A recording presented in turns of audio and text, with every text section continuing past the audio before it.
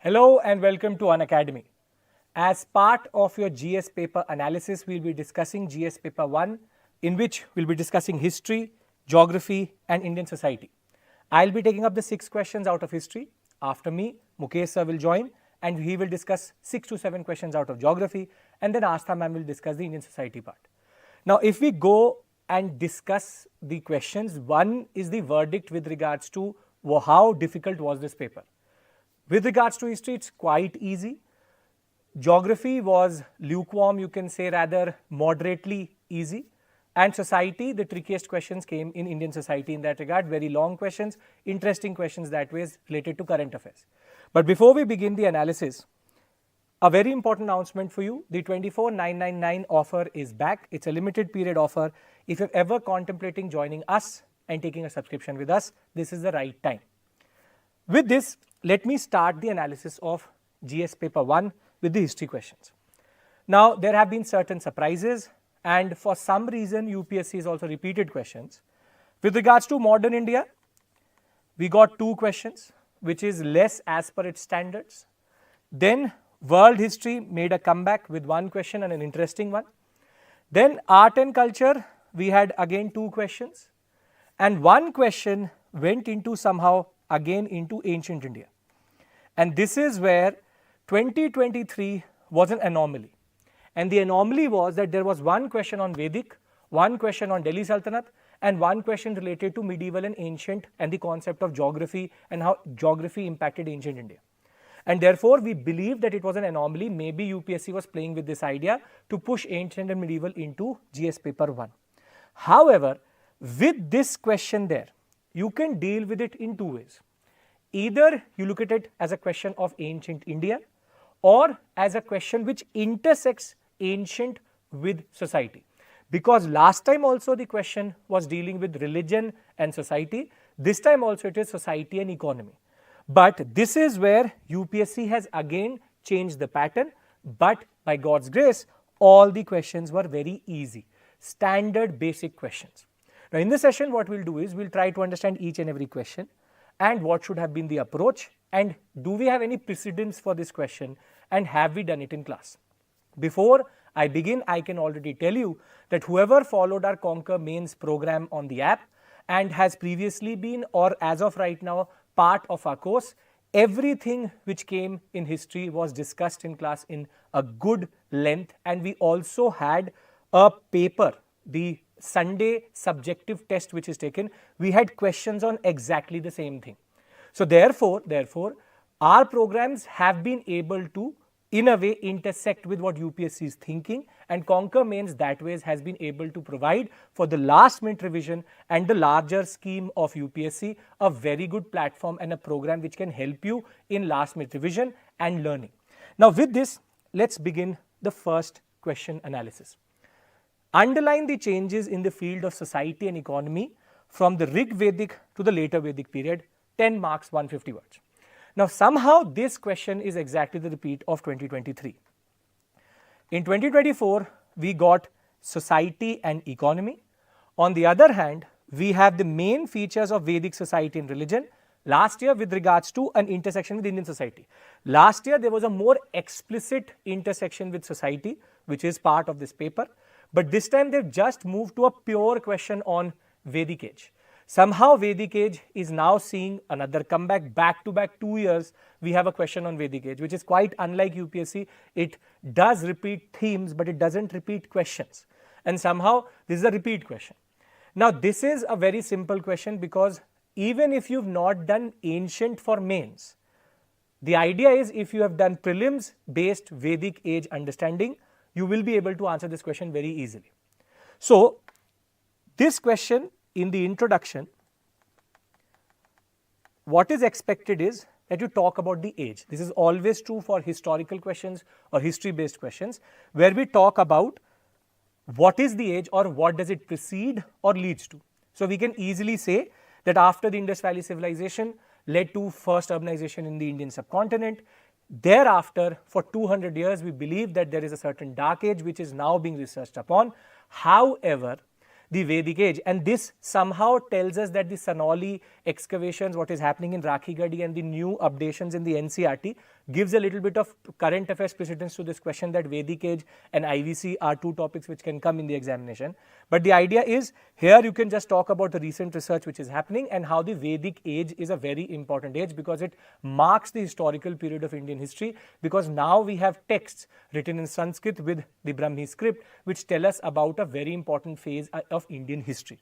And thereafter, because it's a comparative question, you can straight away go and make a table wherein you can make a table here. You can have early Vedic or Rig Vedic and later Vedic. Now, first start with economy because that will allow you to write for society better. So, here in economy, we will make very relevant but straightforward points. Early Vedic is pastoralist. With pastoralism, cattle is the most important marker of value and there is no currency. The idea is that there are raids which are happening, there is war for cattle, and it is not an egalitarian society. However, social stratification is based on occupations. We have multiple occupations also. Limited agriculture is also happening, and because it is a pastoralist society or pastoralist economy, the economic wealth is not based on land. Therefore, there is an impact on the society also. So, economy wise, pastoralist with limited agriculture, no currency, no taxation happening as of right now, cattle is wealth, and you can, because it's 150 word, you can't just write about economy itself. These 4 points will suffice. Now, comparatively in later Vedic, we will write from limited agriculture to properly agriculture. With agriculture, land becomes a very important source of value and wealth, and therefore, in turn, land will be a very important mode of exchange. No currency still, because punchmark coins are only going to emerge in 6th century BC, and thereafter you can talk about how with agriculture based iron technology becomes important. Iron was known in early Vedic but was not used, but later Vedic the iron tipped plough was used quite a lot. Now, once you've talked about the economy, it gives a good base to write the second part, which is society. And society is equally easy, wherein we will talk about patriarchal and patrilineal society developing, not fully matured. Women are subjugated but not fully. They have access to education, they have access to land, rather we will say economic resources, and therefore the society is a little bit more fluid. And egalitarianism is there in economic sense because occupational differentiation is there. Social stratification is there, but it is not fully on the basis of, for example, what we will see in the fourfold Varna structure. On the other hand, when we talk about society, we have to also talk about naturalistic religion and the fourfold Varna structure not being there.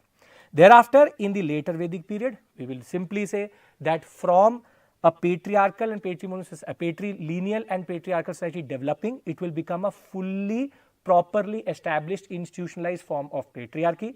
Women will be fully subjugated, they will not have access to education, they will not have access to economic resources, they will further be now only remembered or in a way invoked in the Vedas as a way of their relationship with men. And most important, Vedic Brahmanism, which is the first religion of India, will emerge, and over and above that there will be the fourfold Varna structure in which the what we call as Brahmin, Kshatriya, Vaishya, Shudra system will come through, which will be until today is one of the most important ways in which Indian society is divided.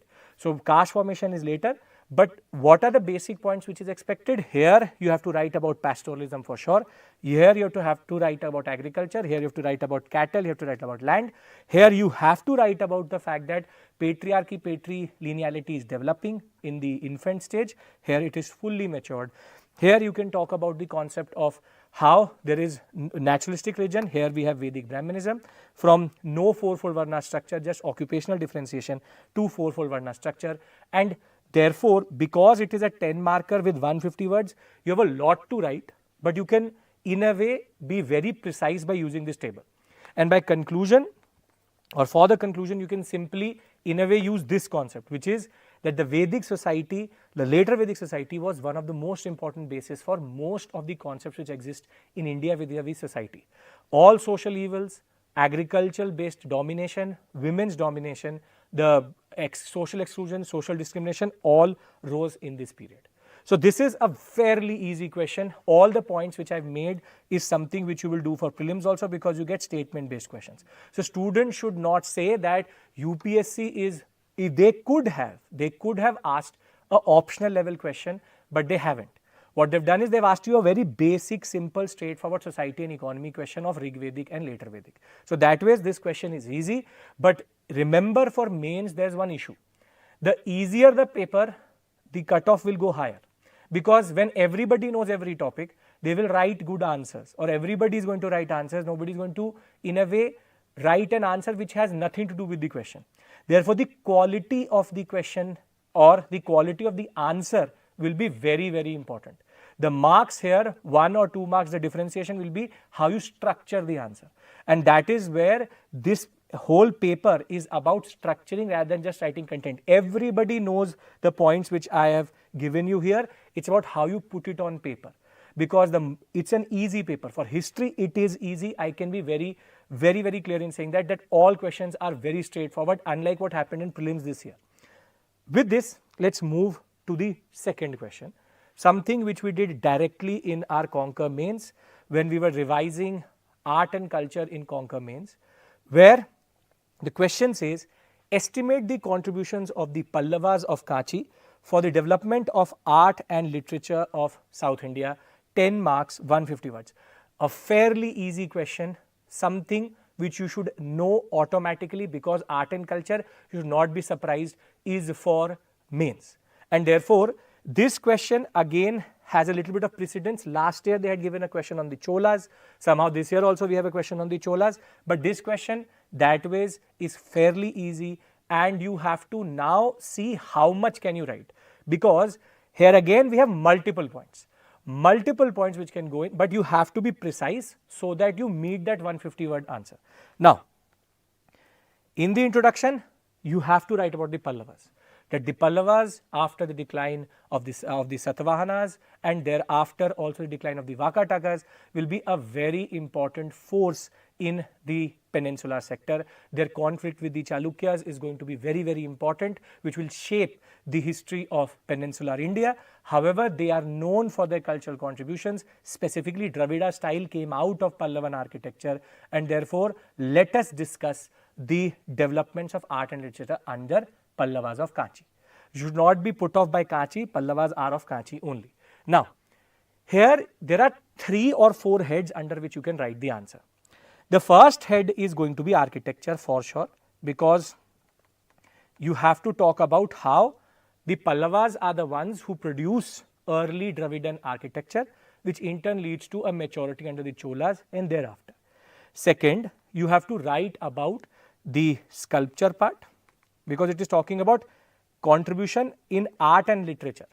Then you have to talk about, after sculpture, the concept of literature. And then if words are not an issue, if you have already reached 100 words, it's okay, but you can write about music, etc. also.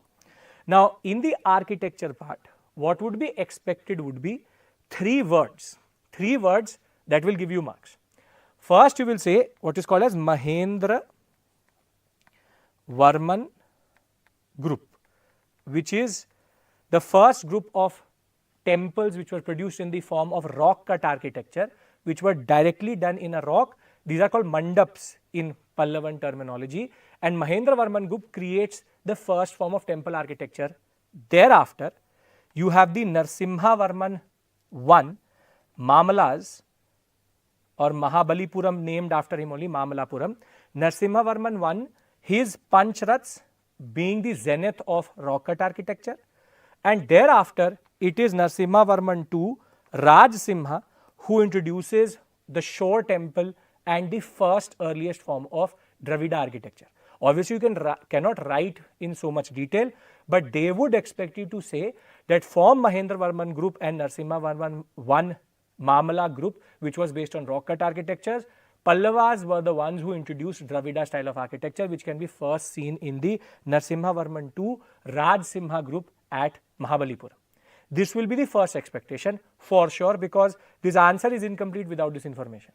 Then you have to write about sculpture, and therein comes the concept of descent of Ganga or Arjuna's penance scene, and you can talk about the naturalism of it, the issues of scale, and the way this has been done again in rock cut on a face of a wall. Till this point, you are talking about art. Now we have to talk about literature. Now in literature, we can talk about the inscriptions which tell us about temple architecture, and you can also talk about the way Mahendra Varman himself composed one of the most important what we call as texts written in Sanskrit. So they were very important what we call as patrons of Tamil literature, of Sanskrit literature, and they were also a very important center of learning because they also gave a lot of patronage to even Zen Buddhism of China when it came to India. Therefore, there is a lot to write here again. The points have to be concised in a way which in turn leads you to these basic 4 heads. So in this type of a question, what is expected is that you will write introduction. In the body, it would be better that you write architecture, that you write sculpture, that you write literature, so that the examiner can make sense out of it. And over and above that, here in architecture, the words which I have said, the key words which I have said are very, very important. And sculpture, you have to talk about Arjuna's penance. And in literature, if you just write that Mahendra Varman himself wrote Sanskrit literature and the Thirukal and the Thevaram, 2 texts were produced. This is something which you do again in art and culture literature part. Any early Tamil literature, you can even talk about Bhakti literature which emerged under them, which will in turn later become Allavar and Nayanar, what we call as literature. The idea is very simple. You have again a lot of things to write. This question is a slam dunk question. Everybody should be able to write this. It is not something which you should ignore now onward. For any student who is going to give the examination, please understand one thing. A lot of students believe that just doing art and culture is enough. But to write an answer like this, you have to know the ancient and the medieval part of it, or rather the historical context. You will never be able to write an introduction for art and culture if you don't know ancient and medieval. It's not that we have to ratify everything in ancient medieval, but the historical. If you don't know who is Mahendra Varman, who is Narasimha Varman 1, who is Narasimha Varman 2, you cannot expect to write a good answer. So please do make sure that next time when you pick up, for example, Nitin Singhania, you have also read the basic history of the Pallavas. Pallavas, Cholas, Chalukyas, quite important for Vesara, for Chalukyas, Pallavas for Dravida. This is a very standard question, easy question. After this, we move to question number 3. The easiest of all, which is what were the events that led to Quit India movement? Point out its results. Again, 150 words, 10 marks. Again, something which we had done in Conquer Mains on the platform. And again in class, I have a very long discussion with regards to Quit India, how it's the culmination of Gandhian politics also, but there's a context to it. And the idea was, whoever joined Conquer Mains, we tried to give them within that 1.5 hours, all the knowledge needed to write a good answer. Now here, it's very easy. In the introduction, you can simply say that the Quit India movement is considered as the culmination point of Gandhian politics, and it was a movement which was started in a certain context. And the context of these events will explain why Gandhi said do or die, or what was the urgency of Gandhi in that regard. And here the expected points will be these 4 for sure. These 4 points should be there in the answer. First, the idea that any constitutional breakthrough never came through with regards to August Offer and Cripps Mission, be it 1940 or be it 1942. The failure of the Cripps Mission is more problematic because the 2 provisions were quite good, which is Dominion and then you can leave the Commonwealth, and the idea that the Constituent Assembly will be for proportional representation and the concept of nomination for princely states. But then there was the partition clause, which is called the Cripps Mission clause, of the fact that any province could leave, would not join the union, and the minorities clause. But Cripps Mission was part of a larger landscape of what Nehru was doing. Since the Ramgarh session and since the war cabinet was created by Lithgow, his idea was you should join the war cabinet, help us in the Second World War. But Nehru and the INC were very clear in saying that you have to give us concessions, unlike what Gandhi was saying, where he said unconditional support. Nehru was very clear saying that we want concessions in some form to join the war cabinet or the war effort. And therefore, Cripps Mission is considered the last point where Churchill was doing a drama. August Offer was a drama also, Cripps Mission was also a drama, wherein they were trying to give provisions by which the INC would reject it, and then Churchill could say to the Americans that, see, I tried to do something, but they did not accept it. And therefore, what will be there, what point will go, not all of this, what point will go is that with the failure of the August Offer and the Cripps Mission, no form of constitutional breakthrough or compromise or concession was expected from the British, and therefore this links up with the individual satyagraha. Because individual satyagraha was done in between 40 and 42, in 41, and individual satyagraha had no real impact, and Gandhi was not ready to start a mass level movement. So what does the question say? It says what events, what are results? Here result is failure of any form of, or the breakdown of any form of communication between the British and the INC. Here it will be the failure of a Gandhian movement and the fact that people were not interested in a limited satyagraha, they were ready for a national movement. Then comes the most important points, which is the Second World War and Japanese onslaught in the Southeast Asian sector. Here the questions are quite, these points are very, very important for this question, which is in the Second World War, it created the context in which Japan was becoming more and more belligerent, was becoming more and more aggressive. More than that, Churchill giving us any concession was on the back foot because of the Nazi power. Though by 1942 the tide was turning of the Second World War, but the Second World War creates the context. So what is the event is Second World War? What is the result of it? It makes the British in a way go into a conciliatory mood, into a certain concessional outlook. However, Churchill and Idgo never wanted to give concessions, that is why it never worked out.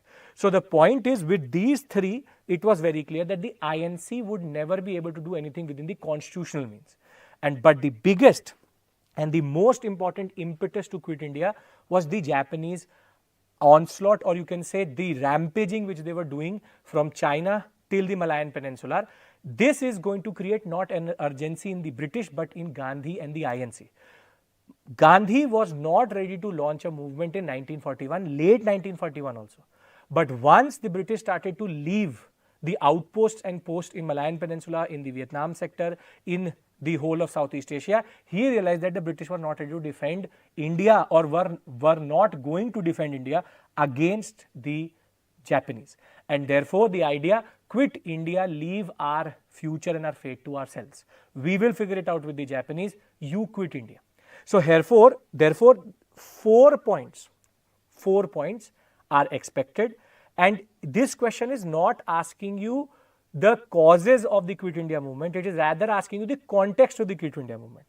So the quality of answer, or the difference between a 7 and a 6 is going to be how well you've understood the question itself.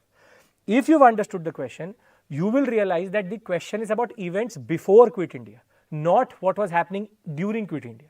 And therefore, you have to write about these 4, expand 2-3 lines about them. What is the result? Be precise, because that is going to be quite critical in writing an answer for this question. So, if you look at it, again a very straightforward question, something we cover in class, something we covered at Conquer Mains.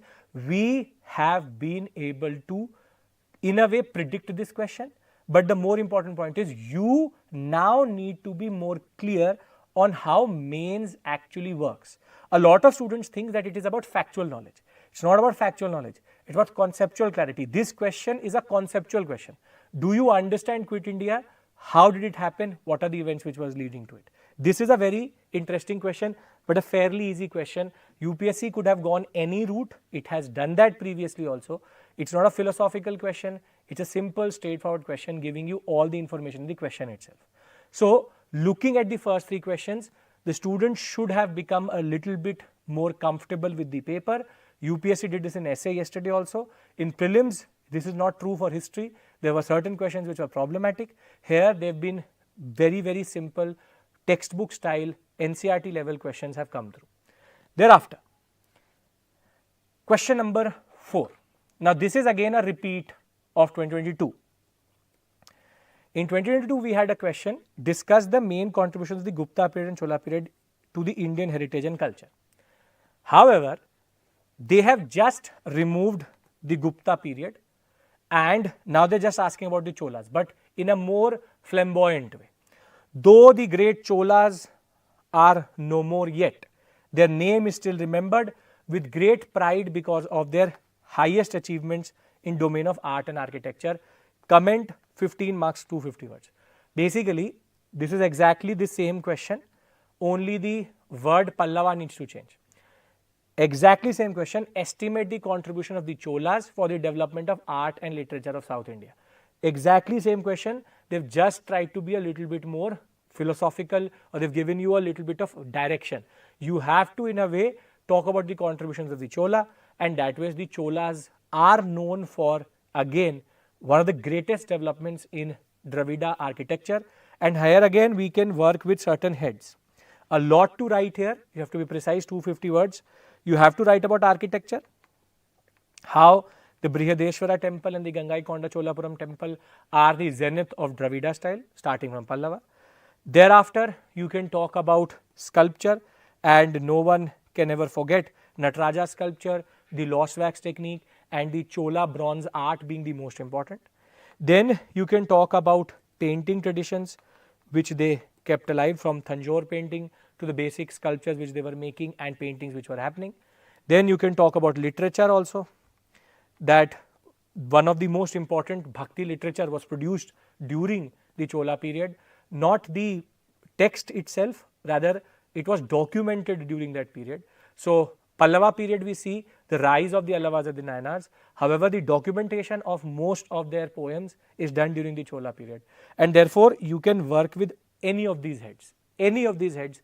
Here again you have to be very precise, have to be very, very precise. There is a lot to write here. So, you can talk about Chola architecture, the concept of Brihadeshwara temple, Gangaikonda Cholapuram, the Dravida style. Don't go and explain the Dravida style, because this is not a question on Dravida style, it's about cultural contribution. Then Chola sculpture, Nataraja, the concept of realism, the lost wax technique being used after the IVC again, and the Panch Dhatu sculptures being made, one of the best quality bronze and what we call as copper objects were produced during the Chola period. Then we can talk about Chola paintings, the murals, the tableau of Rajaraja I. We can also talk about how there were multiple painting traditions which were supported by the Cholas at Thanjore also.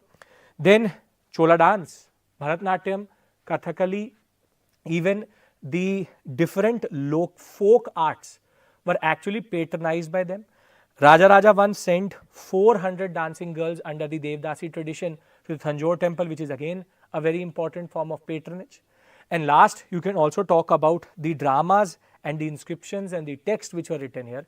Here again, there is a lot to write, but the question is quite straightforward.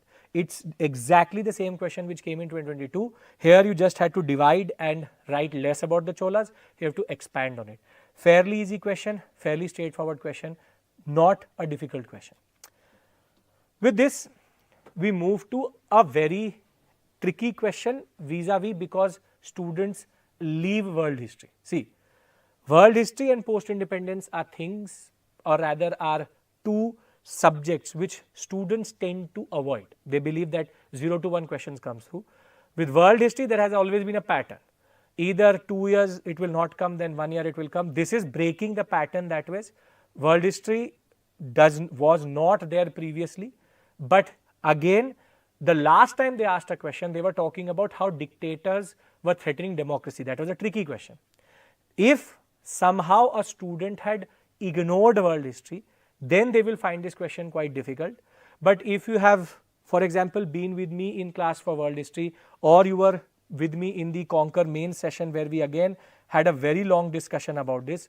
Conquer mains or be it class, we discuss the First World War with regards to tendencies and certain things which were developing during the period between 1800 to 1904 and 5, which in turn led. But they have given you a very precise concept. It says, how far is it correct to say that the First World War was fought essentially for the preservation of balance of power? Now, this means they don't want the causes of the First World War. They rather want you to tell them how the causes are related to balance of power. Now, balance of power can be understood in 2 to 3 ways. First is the colonial rivalry, the other would be economic rivalry, or the idea of how countries were feeling jealous of each other and there is a certain great power versus one country rivalry. So, it's about balance of power is here, how the geopolitics was getting more and more imbalanced, and therefore, how First World War restored the order. restored the order.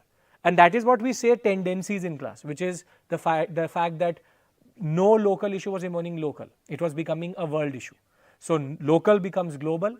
Thereafter, the idea that war was the only compromise. Nobody was ready to have a conciliatory approach. Everybody wanted to go to war. Then the fact that Serbia had started to feel more and more betrayed because of how it was treated vis-a-vis Greece. Then we can talk about the tendencies. For example, Nicholas I getting involved in the issue which was there, which led to the Crimean War. The Russians ceasing to be a problem for the French and the British that will in turn lead to the 1906 alliance between Britain and Russia. Though these are points which are relevant, but I have to write an answer where I have to talk about balance of power specifically. So again, I have lot to write. I cannot talk about rabid nationalism, I cannot talk about press. I have to talk about rather the concept of balance of power. Here, what is expected is these points and their what we call as expanded form. So, the balance of power aspect first has to be Britain vis-a-vis Germany. The whole First World War was nothing but an outcome of British jealousy with Germany. Germany came into existence with the unification of Germany in 1870-71. Within 20 years of its existence, Germany, after taking the latecomer advantage of the Industrial Revolution, became the foremost industrial power and was giving an output double to that of Britain within 20 years.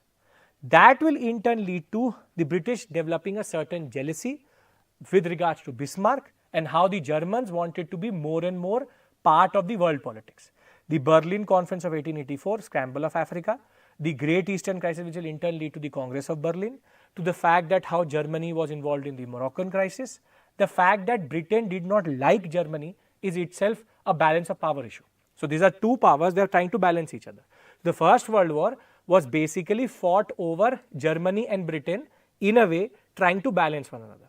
Then the second reason why the First World War happened was Germany vis-a-vis France, and herein lies Alsace and Lorraine. Alsace and Lorraine has always been a problem for Germany and France once Bismarck took it through the Prusso-French War, and therefore France had a certain personal issue with Germany over getting back Alsace and Lorraine, and this will in turn create a lot of rivalry which will be critical for the First World War. Then third, Austrian Empire vis-a-vis Serbia. This is the main issue. Sarajevo crisis, wherein Archduke Ferdinand will be shot, was because of Serbia, Austria and the issue of Albania and not giving access to Serbia. This is where it all starts. Serbia got independence, nobody helped them. Thereafter further, the idea that Serbia then wanted access to the sea, that was not given to them through the Congress of Berlin, which in turn created Bosnia, but Bosnia was given to Austria. And thereafter, even after the Second Balkan War, the First Balkan War, when there was a chance to give the Serbians an access to the sea, Albania was created. And therefore, it was Austria which was a very important partner of the Germans. Germans were making sure in all of the map making during this period, Serbia did not have access to the sea. So this is a power politics between Serbia and Austria. Therefore, the power politics again balancing each other, and in the process of balancing leads to Sarajevo crisis. This is the Belgium issue. This is the Alsace and Lorraine issue, or the larger colonial and economic rivalry. This is Sarajevo crisis as the outcome. Then comes the fourth angle, which is Ottoman vis-a-vis the Russians.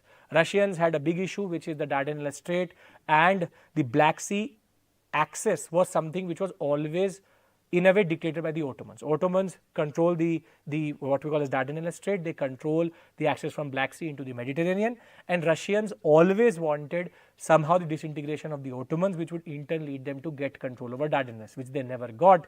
But the fact that the Ottomans were ready to enter the war on the sides of the Central Powers is because of this rivalry. And if you look at the larger picture, because the question says, how far is it correct to say First World War was fought essentially for preservation of balance of power? The answer is, it is basically great powers versus Germany and Austria. It is all about Germany. Germany was provoked, the tendencies helped. Therefore, again the structure of this answer is going to be quite critical. The structure of this answer is going to be quite critical because if you look at the question, it is not difficult. It is the way you will answer it is more important. And everybody knows about the First World War. Students who will write the causes of the First World War will not get marks, because this question is not about the causes of the First World War. It is about how does the causes get connected to the balance of power. So if you have in a way written any of these 4 points, 2 points, 3 points, Britain versus Germany, if it is written, in a way it will be something which will fetch you marks. If you are not able to figure out, the concept of what is the question trying to ask, therein lies the issue of conceptual clarity. Because if you have to write 250 words, and if you just write any random answer in which you've just either given them these 9 points, alliance system, naval rivalry, no. In class, we try to understand this concept wherein how are these things connected. These are points which may go for a causes question, but for a question like this, you need more clarity. You need more understanding, and I hope that this session will help you understand the questions also. But UPSC that way has been quite kind, because they could have easily asked a question which was quite difficult. And they have done that previously also, because that intern would have created this question set to be very, very difficult. With this, let's go to the 6th question, a very interesting question, something directly out of what I taught in Conquer Mains, or rather something the way I teach in class, they've exactly asked it in the same way. This is a screenshot out of the class and of Conquer Mains, the same concept where I discussed de-industrialization. The question is not about the Industrial Revolution, it is about de-industrialization. See, how far was the Industrial Revolution in England responsible for decline of handicraft and cottage industries in India? Answer in 250 words. Here, the wording of the question is confusing, because it is saying how far. It is giving you a hint also, but at the same point of time, it is also checking, do you know the other causes? So, you in the introduction can easily talk about the concept of the Industrial Revolution or talk about India. You can say that the land revenue settlements in the Indian subcontinent in turn led to the commercialization of agriculture, which in turn had an impact on our industrial sector, or which led to deindustrialization. However, there was a very important external factor, which is the Industrial Revolution, which directly impacted the concept. Now, this is where the structure will matter. Now, I try to basically tell you how to write this answer as a way of telling you how structure matters. See, in the introduction, talk about land revenue settlements, talk commercialization, and the concept of certain cascading effects which are happening there. Now, here you will start by saying that though the Industrial Revolution did have an impact, which we will discuss, there are other causes which in a way created the context in which the blow of the Industrial Revolution on our cottage industry was much harder and much more disastrous. And therefore, in the first part you will say that because of land revenue settlements, the weavers previously were what we call as part-time agriculturalists, part-time weavers. However, they will cease to be that, because with land revenue settlement demand being very high, you either have to be a weaver, either have to be an agriculturalist. Second is the concept that because of commercialization of agriculture and repeated famines, grain prices started to go up, and therefore the input cost of the what we call as the weaver had also gone up. This is related to the concept of grain wage, which we discussed in class, wherein if you convert the income of an Indian weaver into grain kgs, it was quite high vis-a-vis what we call as a weaver in London, and that was one of the comparative advantages which India had. That was taken away because they moved towards cash crop, they were forced to move towards cash crop, and that will in turn make grains very, very expensive. So, the input cost went high, there is no additional income, and as it says here, this in turn will make the external factor of Industrial Revolution. How far? Industrial Revolution does have a role to play. It is a cheap machine made what we call as Industrial Revolution cloth which flooded the Indian markets, but nobody tries to explain why was it that the weavers were not able to adjust or compete. And the reason for that is no additional income, grain wage was falling, or their real income was falling, and therefore once cheap cloth from Lancashire or Manchester came through in India, therefore it in turn led to deindustrialization. So in the conclusion, you have to be very precise. You will say the deindustrialization process in India was based on a triple blow to the weaver, or processes which were based on the additional income gone because of land revenue settlements, commercialization of agriculture will in turn lead to grain wages going down, and therefore once industrial revolution flooded the Indian markets with cheap cloth, our weavers were not able to compete. In turn, they started to leave weaving or went into the Dadni system, or left weaving and went into agriculture, which is talked about with regards to percentage population shifting. 7% increase in population engaged in agriculture, which is a deindustrialized, what we call as weavers.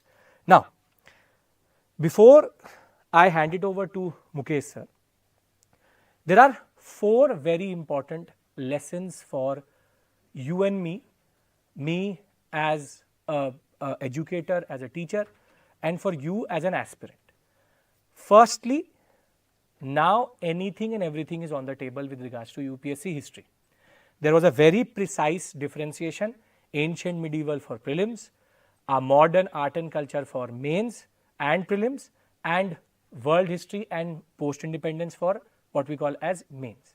Now with Vedic age coming twice, this is a pattern. This means that when we do ancient and medieval, we have to be a little bit more descriptive also, rather than just being conceptual and factual. I have always been very clear when I teach in class that these are areas which are actually quite critical for optional also.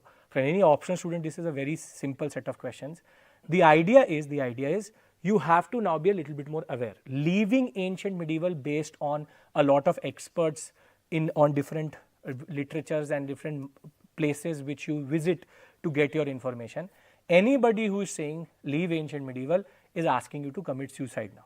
First thing. Second, with regards to art and culture, UPSC has moved away from a certain pattern. UPSC used to ask a question with regards to specificities. What is Pala architecture? Or they used to ask imagery, or they had very what was numismatic history. No. Now they are moving out of art and culture, rather looking at ages. Gupta age, Pallavas, Cholas. So they are talking about dynastic history and dynastic contribution, the way art and culture should be understood also, which is you understand the period in its entirety, political, economic, social, but also cultural. And that is how UPSC is asking a question. World history, now UPSC has moved away from scramble for Africa and all, and gone into the First World War zone, where they are now interwar period, First World War, Second World War, very relevant to them.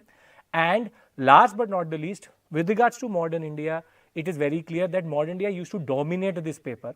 Now it has become just another part of the larger historical landscape. Question was easy, but see, deindustrialization is a conceptual area. Quit India, events leading up to it is also a conceptual area. Now this is where you have to develop your own understanding.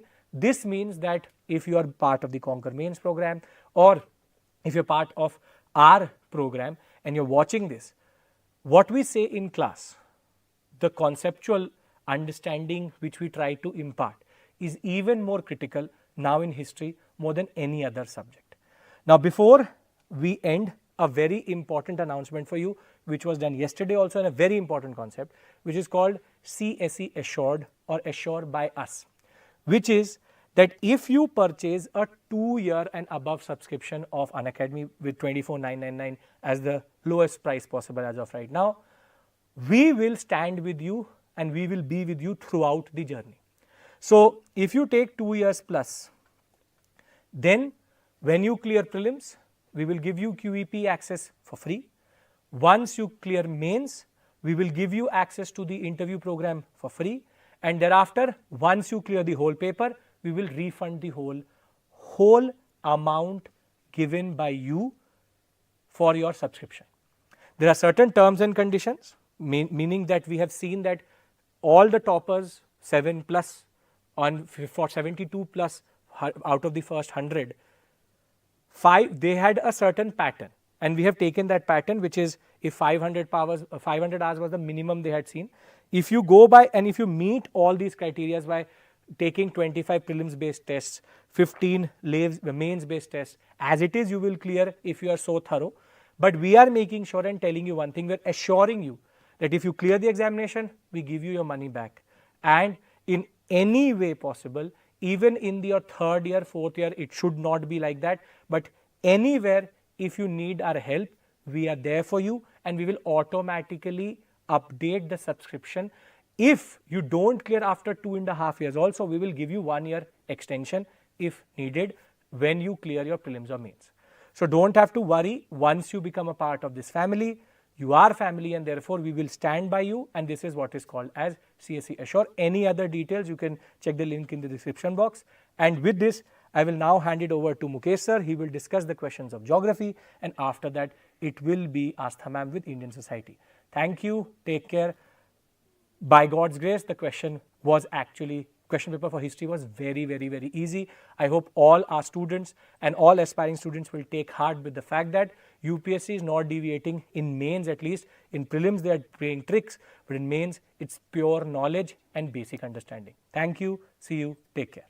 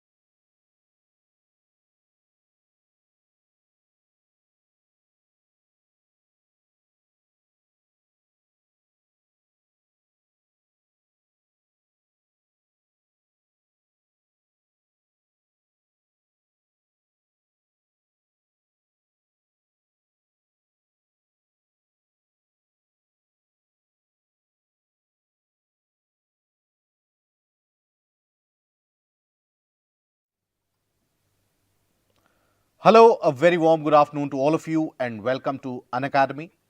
Welcome to the paper discussion for GS Paper 1, where just now you would have seen the discussion of the questions which have appeared from the portion of history. And now I bring for you the discussion and analysis of all the questions which have been asked from the portion of geography. Now, before I initiate the discussion, I must say a few sentences about the trend and the pattern of the questions that have been asked for geography, as is the case every year. This year again, geography paper has been focused upon the areas of conceptual clarity, and there again you have certain areas which UPSC tends to focus upon, like climatology. So the portion of climatology has again been focused upon, and there have been various different current affairs topics which we have covered in various of the different programs, and that would have helped you understand and create the good answers thereby. So without further ado, let us initiate the discussion for the questions, and one by one we shall take a look at the questions and understand what is the approach that is needed and what is the answer that you could have written for these questions. For all the candidates who are preparing for the year next year or the year after that, take a look at this question, analyze what you could have written, what is your thought process regarding it, and how you could better the answer. Now with that, let us take a look at the first question. So the first question would be pretty straightforward. So what is sea surface temperature rise? How does it affect the formation of tropical cyclones? Now, this question, if you interpret the meaning of the question, this question is expecting the candidates to link the concept of the rising sea surface temperature with the formation of tropical cyclone. Now here a candidate is also expected to talk about that sea surface temperature rise. If there is any particular trend per se which indicates that the sea surface temperature is rising, yes, there is. There has been the UNESCO's report. I will show you that where we have covered it in the class as well. And then about the formation of tropical cyclones as well. How do the tropical cyclones get created and how do they form? So there the diagrammatic representation is again something which is a must. Now here, this was again on the expected lines because UPSC does frame a lot of questions associated with tropical cyclones, and the fact that the number of cyclones in the region of Bay of Bengal and Arabian Sea have been increasing not only in terms of their frequency but also in terms of their intensity. So here, what is the report that you could cite? So as we had covered it in the UCAN session about the State of Ocean report, this is something which was asked or which was mentioned and released by UNESCO. You had the UNESCO report which was released in the month of June, which talked about the state of oceans. And it talked about that how the oceans are getting warmed up. That is where there is an energy imbalance which is being created, and that is leading to more frequency of these storms getting created, and also at the same time, the intensity of the storms, the energy imbalance, the deoxygenation, the ocean acidification, everything was mentioned in the report. Now, in your answer, you don't particularly need to mention the entirety of the content of the report, but if you could mention that as indicated by UNESCO State of Oceans Report 2024, the sea level has been rising tremendously. And as you can see, we basically have also discussed that how that sea level has been rising. There has been a long-term average where from the past couple of decades and more, the level of sea rise is quite exponential. So that is something that could be mentioned in the introduction, right? So there could be two methods in which you could introduce your answer. And obviously, there can be multifarious methods, but the general two methods which could be adopted is, one is explaining what do you mean by sea surface temperature. The temperature observed at the sea surface is the sea surface temperature which has been rising for the past few decades owing to the aspect of global warming and owing to increased heating of the region of the tropics. That is one of the approach. Second approach, which is the better one, is directly talk about that as stated by UNESCO's State of Oceans Report 2024, the sea level has been rising at a tremendous rate since the early 90s and since the 1900s, but that rate has been exaggerated since the 1990s. Now there, if you could underline the name of the report and what it has indicated, that would immediately draw the attention of the examiner. Because please understand, mains examination is all about ensuring that the examiner is taking a look at your answer copy carefully. Because monotonous questions and monotonous answers eventually will mean that majority of the candidates get an average marks. So do draw that attention by underlining and highlighting those important points. Now after that, this sea surface temperature is rising. Now, very briefly, you could mention the reasons for the rise of the sea surface temperature. Reasons: energy imbalance in between what? Now here, because it is a 150-word answer that you have to write, so basically, what you could do is improve your presentation skills by saying, or if you are writing reasons, then draw the bubbles for that.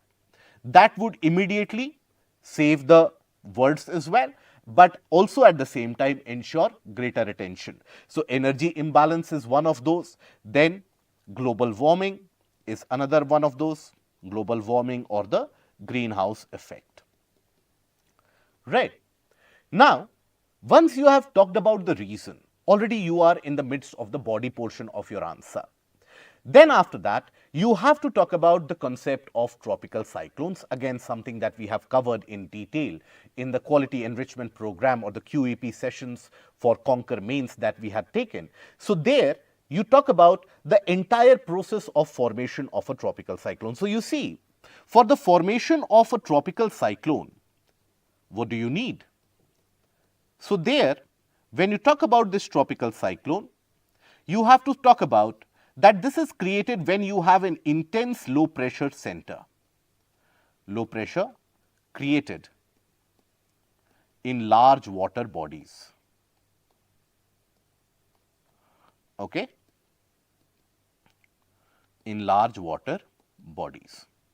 So, that intense low pressure center attracts winds from all different directions, and these winds then they end up rising in a kind of a spiral manner as indicated in this image. And as they rise in that spiral manner, there happens a condensation at a very low level, rising up to a greater height.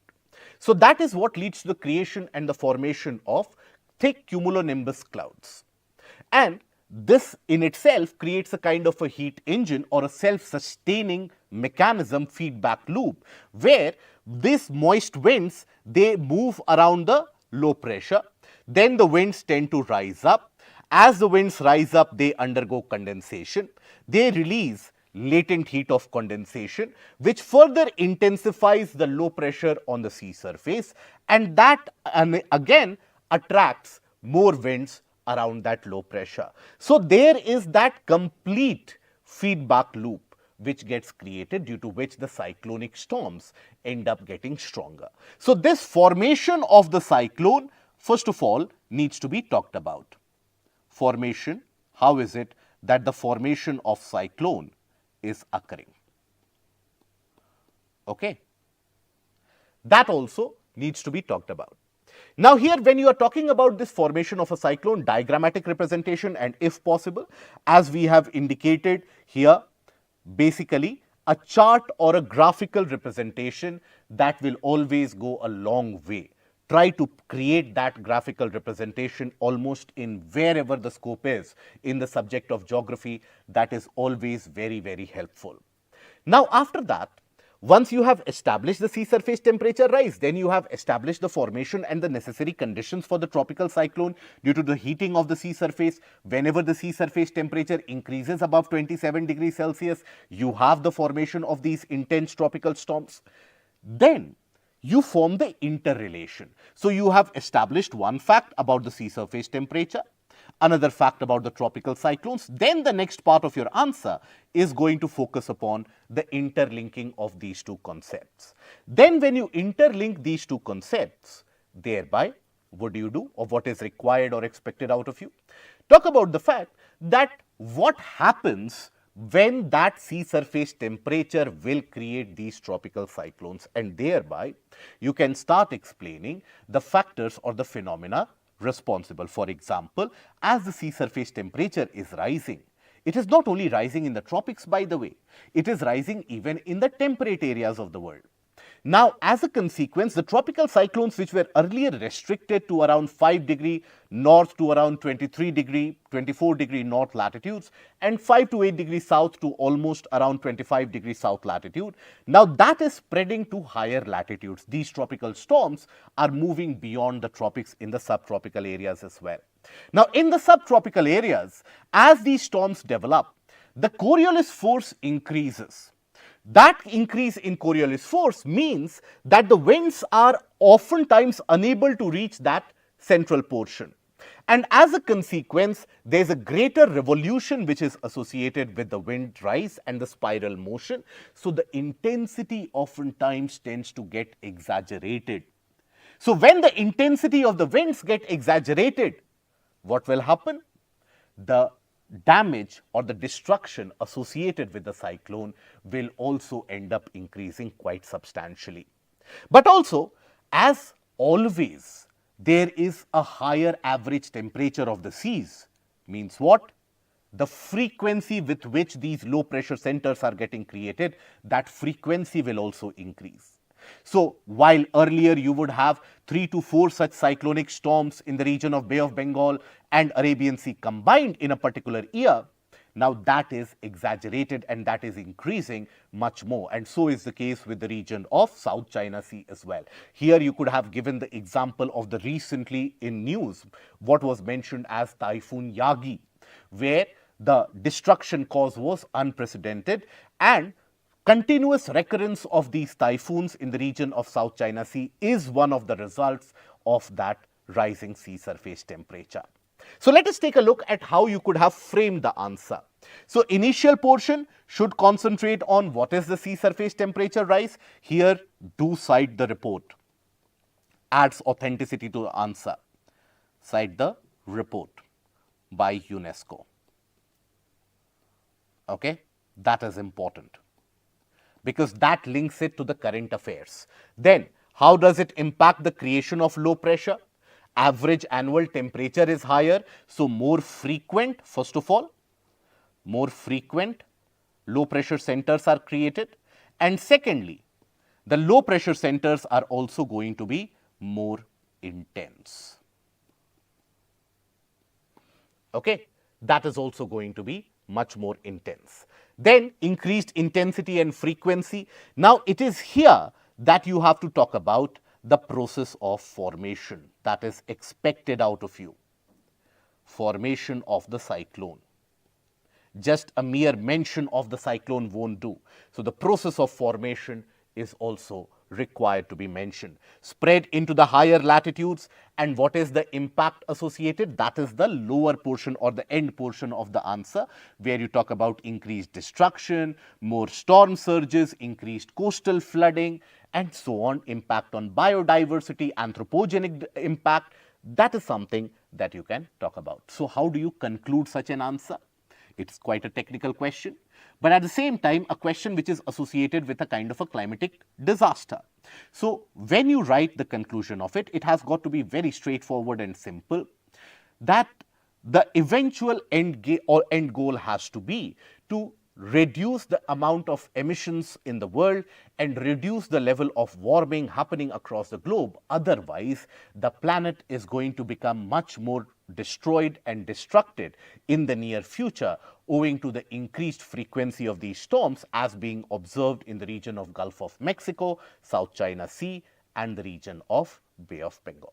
Like that, you could have written the answer and fetched good marks out of it. More than average marks could be easily scored in this answer.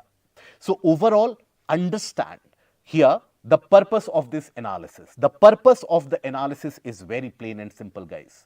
For those who have written the answer, validate whether you are thinking in the right lines or not. Those who are going to appear for the exam next year, understand what is the approach needed. How to present the answer is equally important. Just the build-up of content is not important. So if you like this initiative, don't forget to click on the like, share, and the subscribe button. Having said that, moving on to the next question. Now, this question was associated with the aspect of human geography. Why do large cities tend to attract more migrants than smaller towns? Discuss the light of in the light of conditions in developing countries. Basically, if you declutter or simplify the question was that in most of the developing countries, large cities have more migrants flooding in. Why? As simple as that. Now here, 150 worded answer, so simple, straightforward. So when you talk about migration, so anywhere where migration happens from one place to another, what is migration? Migration is the temporary or permanent movement, semi-permanent or permanent movement of people from one region to another owing to a series of various different factors. So this migration has always got the presence of certain push factors push factors as well as the presence of pull factors, right? So, push factors are observed in the region of where a person is migrating from. Let's suppose an individual is migrating from a city A to a city B. So, here at A, that person would experience certain push factors, which can be geographical, which can be economical, which can be associated with the sociological or the socio-cultural factors. Those are included in the push factors. And there must be certain conditions at B which has attracted that individual to move towards B. So, that is what is associated with the pull factor associated with B here. Okay. So, here that is what you have to concentrate upon. Why do the big cities have better pull factors? Mentioning of these technical terminologies is also very important and relevant. So, again, as you can see, we have discussed that in substantial detail in the portion of our classes plus courses as well. So, in the place of destination, you have pull factors. And when you talk about large cities, for example, the large cities offer significant amount of advantage. First of all, the most relevant and important advantage that people find is the case of greater economic opportunities. So, economic opportunities need to be mentioned, right? Job opportunities where people want to earn livelihood, right? Now, that would end up improving their level of or the level of living standards in general, and at the same time that would enable them an access to better quality of education and healthcare, not only for themselves but for their family members and the young ones as far as educational parameters are concerned. So, that is where you also have to mention the socio-cultural factors, and these socio-cultural factors are the difference creators along with the economic opportunities in the large cities, because in large cities you will have better educational facilities, more options which are available, you will have better access to healthcare, better access, or in the case of even when we talk about smaller cities, oftentimes smaller cities or smaller towns, they are much more narrow in terms of their approach. How do they approach, let's suppose, the simple aspects of life such as caste divides, such as communal divides. Oftentimes people are denied access to various opportunities just because they belong to a certain group in the society, they belong to certain caste, they belong to certain religious grouping or ethnic origin. And that is true while for all parts of the world, but in developing countries this is much more exaggerated.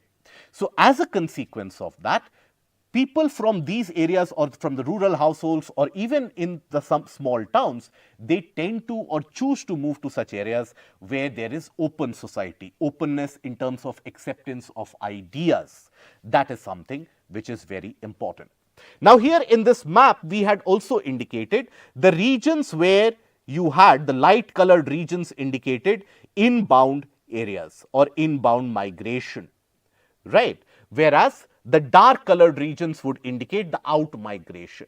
So, clearly this image also indicates that in large urban centers such as the metropolitan cities in our country, you have greater amount of influx.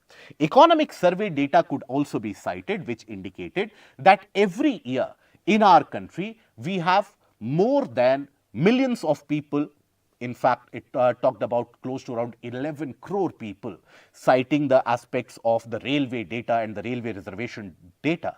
It cited that you have more than 11 crore people who tend to migrate internally every year from the local areas to the large urban cities. As per to the 2011 census, already India has got close to around 8,000 urban settlements, but amongst them also the large urban settlements are the ones which are attracting greater amount of population and greater amount of inflow.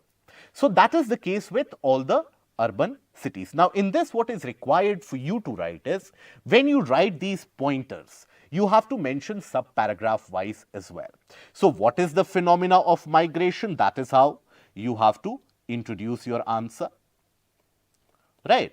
Because that is the keyword here, that migration on a temporary or a semi-permanent or a permanent basis from one region to another, that is migration. Then why in developing nations, what are the pull factors associated? So here you have to highlight the aspect of opportunities and socio-cultural factors.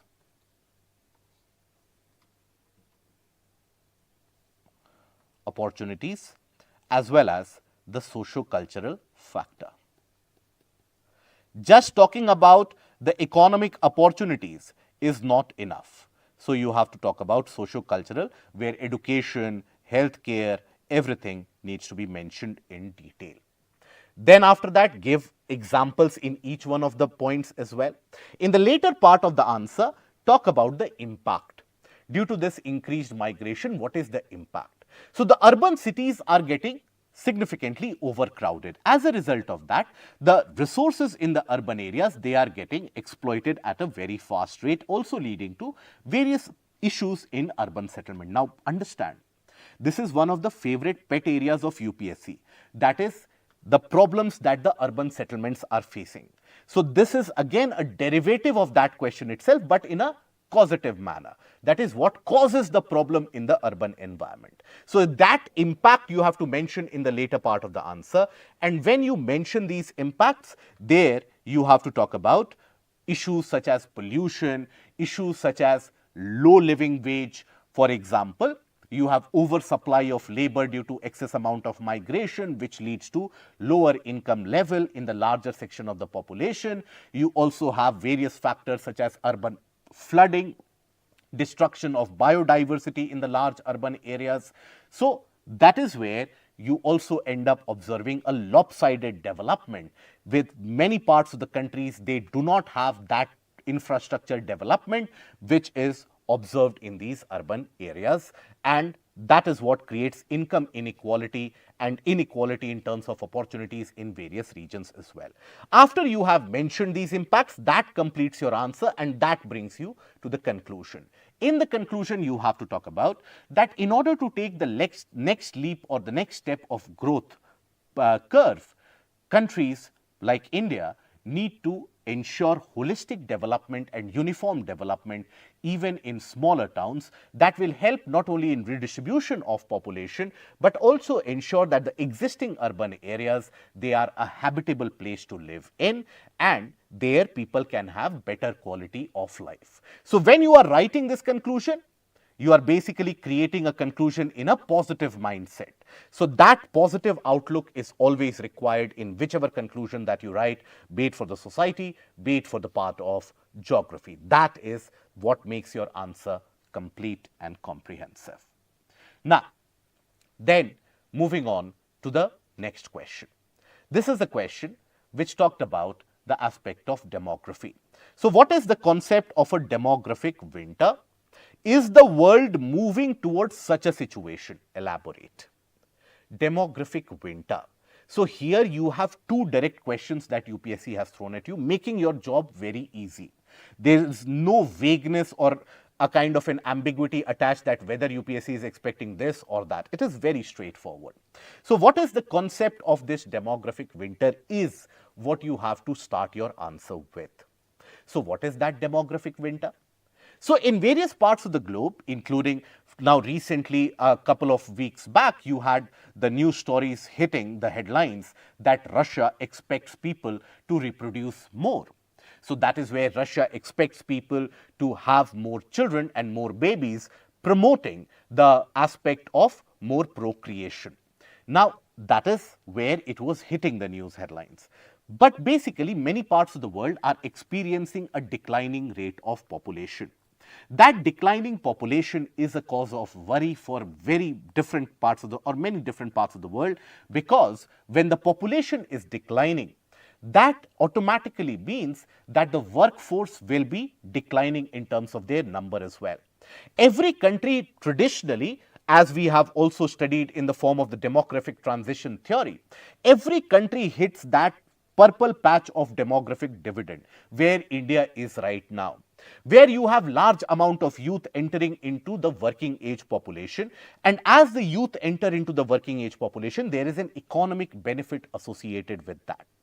But then when that population stagnates and stabilizes with the declining birth and death rate and the declining total fertility rate as well, that is when the aging population is not that productive anymore, and the country has to be dependent on the migrants from other areas in order to carry out their economic progress. So, demographic winter refers to a trend of declining total fertility rate, right? A kind of a declining total fertility rate and eventually leading to a stagnating or declining population. Okay. That is the aspect associated here. Now, when you mention that, then look at the second part. Second part is asking you particularly that is the world moving towards such a situation? Now, it could be, if it would have been a simple answer of yes or no, life would have been very beautiful, isn't it? But basically, that is where UPSC has put forward the term elaborate, that mention this or examine this particular question. So, is the world really moving towards the demographic winter? The answer is twofold. You have various different developed countries in Europe, various different countries like Russia, Japan, in some parts of North America, where the population has stabilized and has continued or initiated its decline.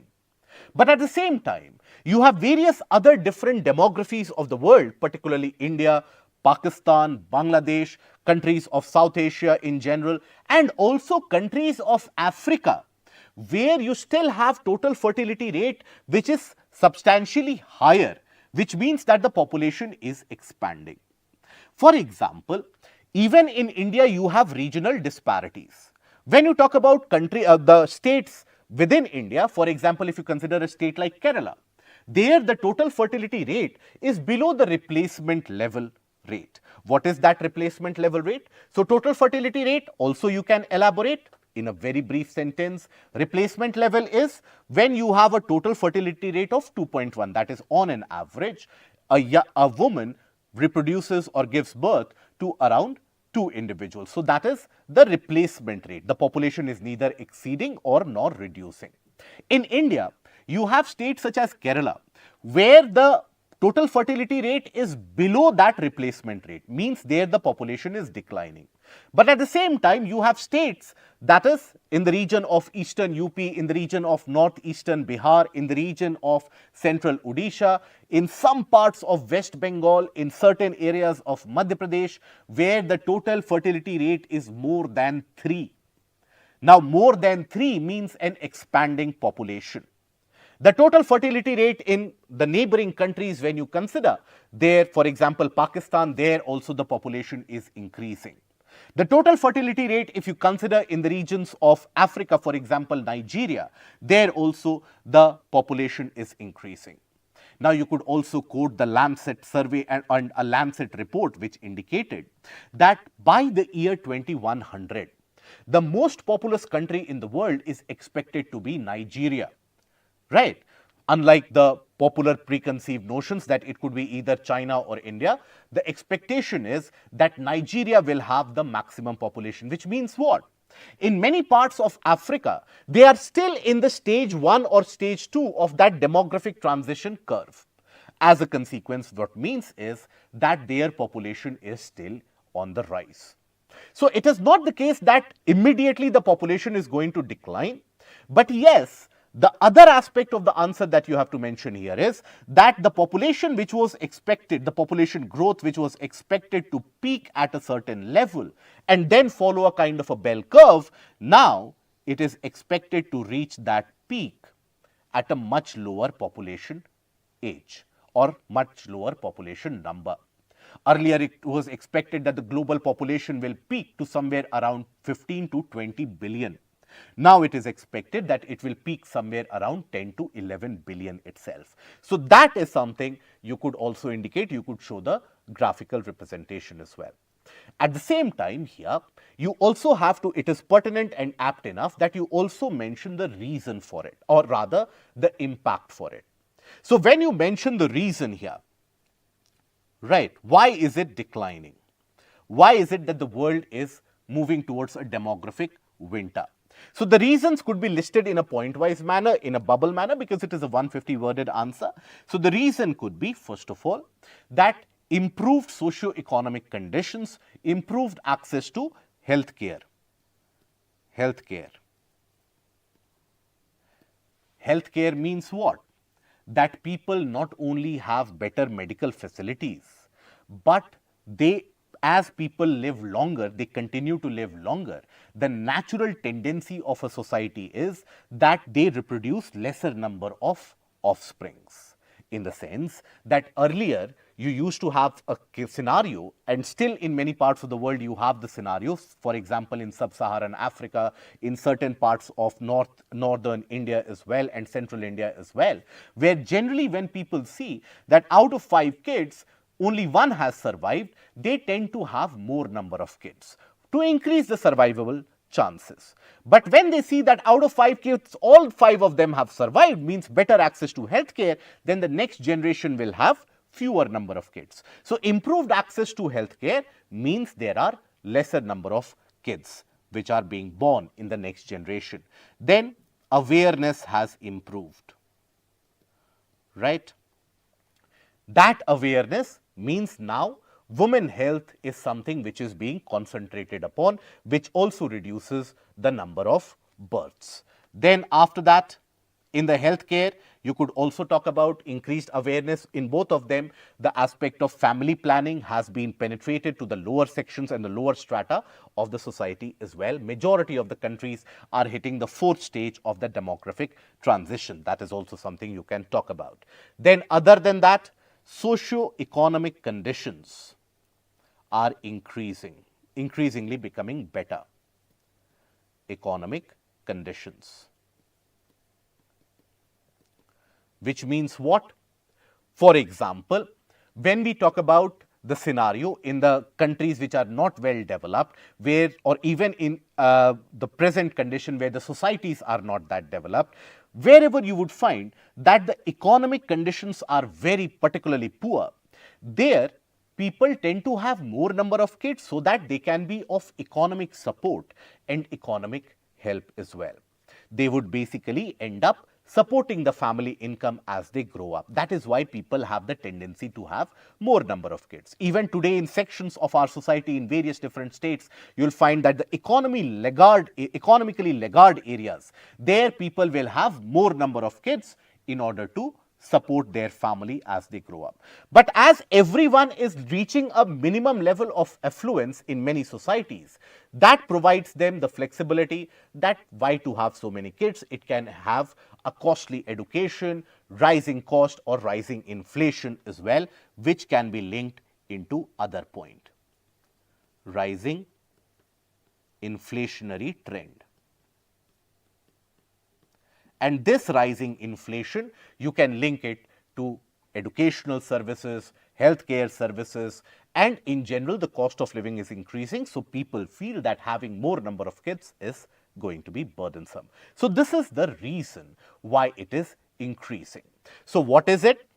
Right? What do we understand by demographic winter? That definition is something that is needed in the introduction.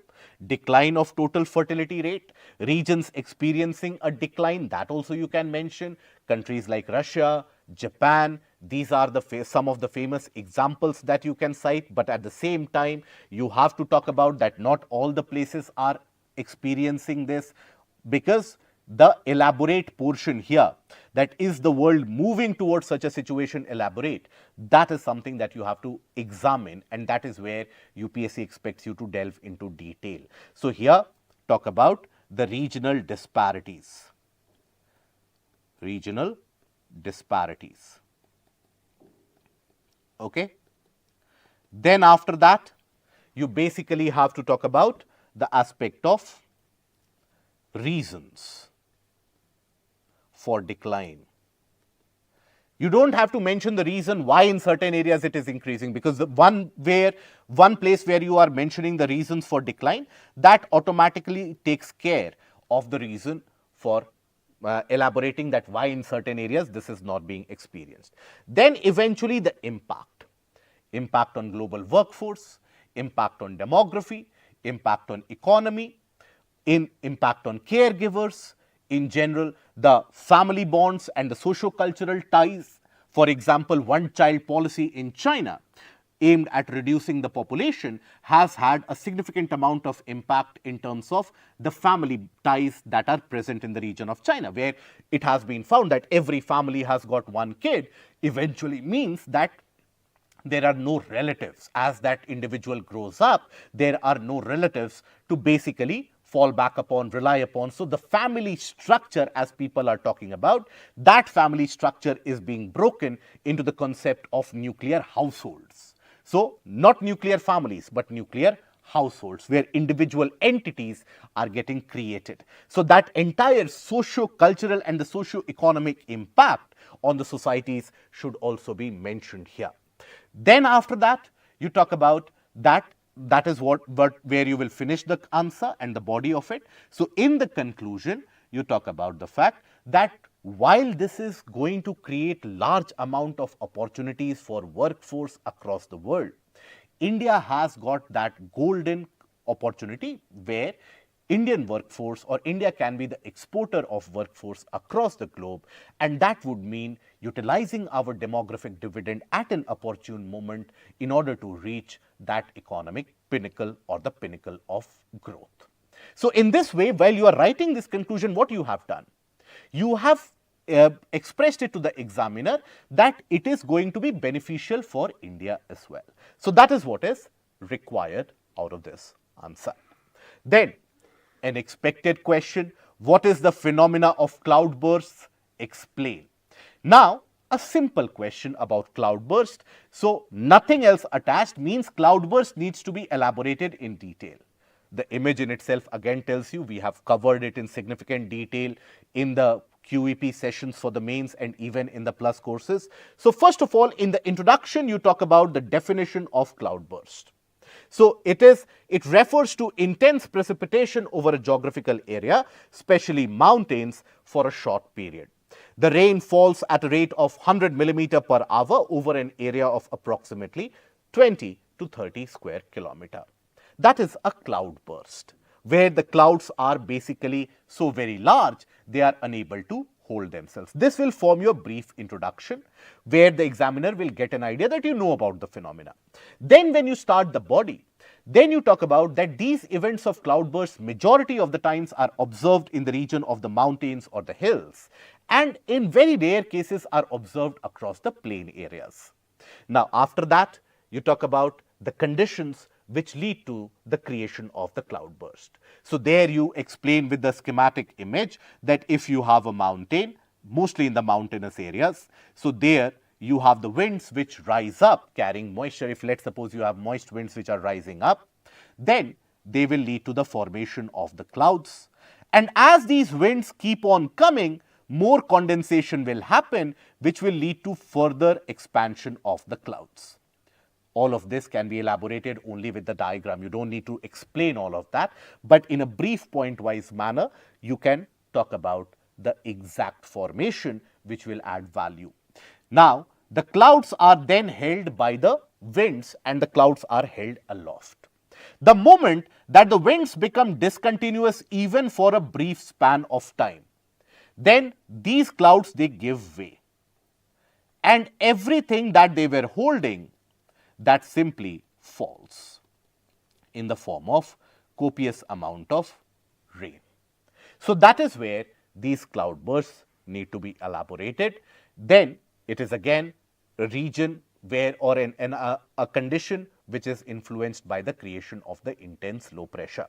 So here it is only apt because it is asked and no other details are asked, only apt for you to mention that the regions impacted in India. This will provide certain value to your answer, will create that difference from your answer from the other candidates. So here Himalayas, are the regions because of hogback topography, that is the southern slope is much more steeper as compared to the northern slope, means that there is a substantial orographic uplift causing formation of that kind of unsustainable cloud cover.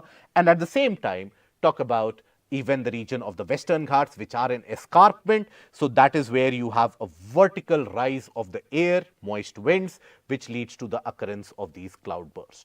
Then eventually in the answer, you also have to talk about in the last parts of the body that how climate change is influencing and increasing not only the frequency of the cloudburst, but also the areas which are impacted by it. If possible, you could show this on the map also in the Himalayan region and in the region of the Western Ghats as well. So definition of cloudbursts, causes for the occurrence, regions for India in India which are impacted, and also eventually impact of climate change. What is climate change leading to? And what is climate change causing? So that will complete your answer comprehensively. Then after that, a question which has been repeated by UPSC. It was asked in UPSC previously as well. The groundwater potential of the Gangetic Valley is on a serious decline. How may it affect the food security of India? Now, this is a 250-word answer that needs to be written. So you need to write it in detail, examining every points here.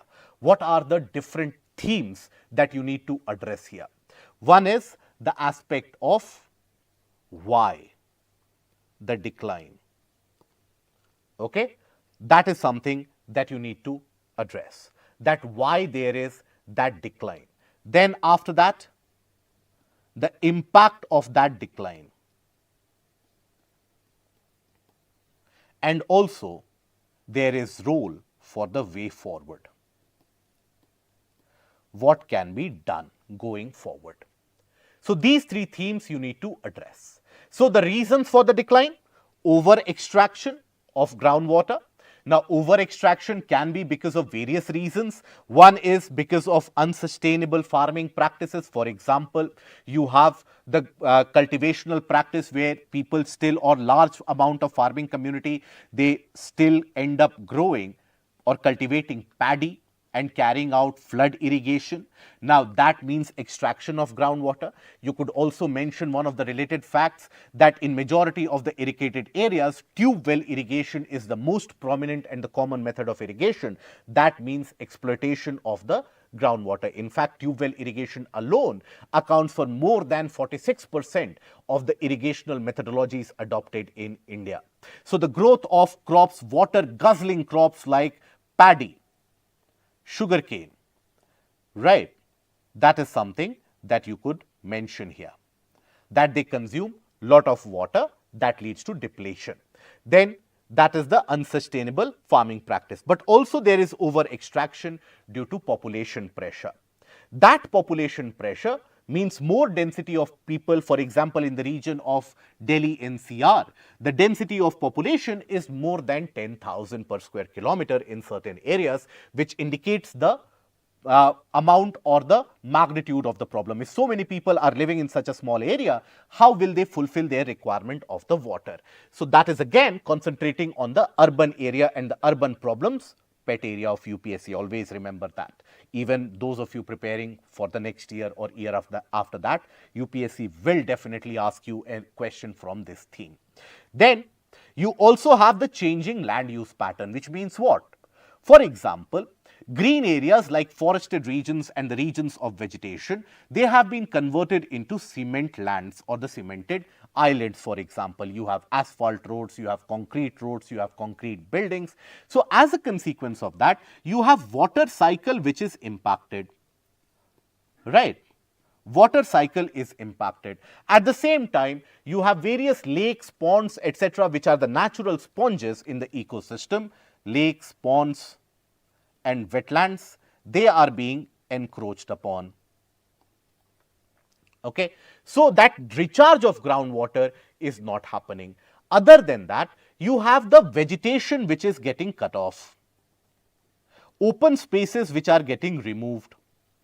So as you remove the vegetation, that absorption amount by the soil, that also reduces. So even if you have rainfall, that rainwater simply drains away into the storm drainage and along with silt moves in the river and is carried away. So you don't have water which is static and is being absorbed and recharging the groundwater. So these are the reasons that you could write a couple of sentences about each one of them, elaborating with examples. Then after that, the impact on food security, the other part of the answer. So the drying of ponds and lakes means that irrigational facilities are basically drying up, the irrigational facilities are reducing. Then it is basically altering the seasonality or the aspect where in the Gangetic plains you had the condition that the rivers and the streams were perennial. But because of that declining groundwater, you will have the condition where you will observe that these streams are becoming seasonal as well. One other factor that you could write or you could talk about in the reasons for the decline is illegal activities like sand mining.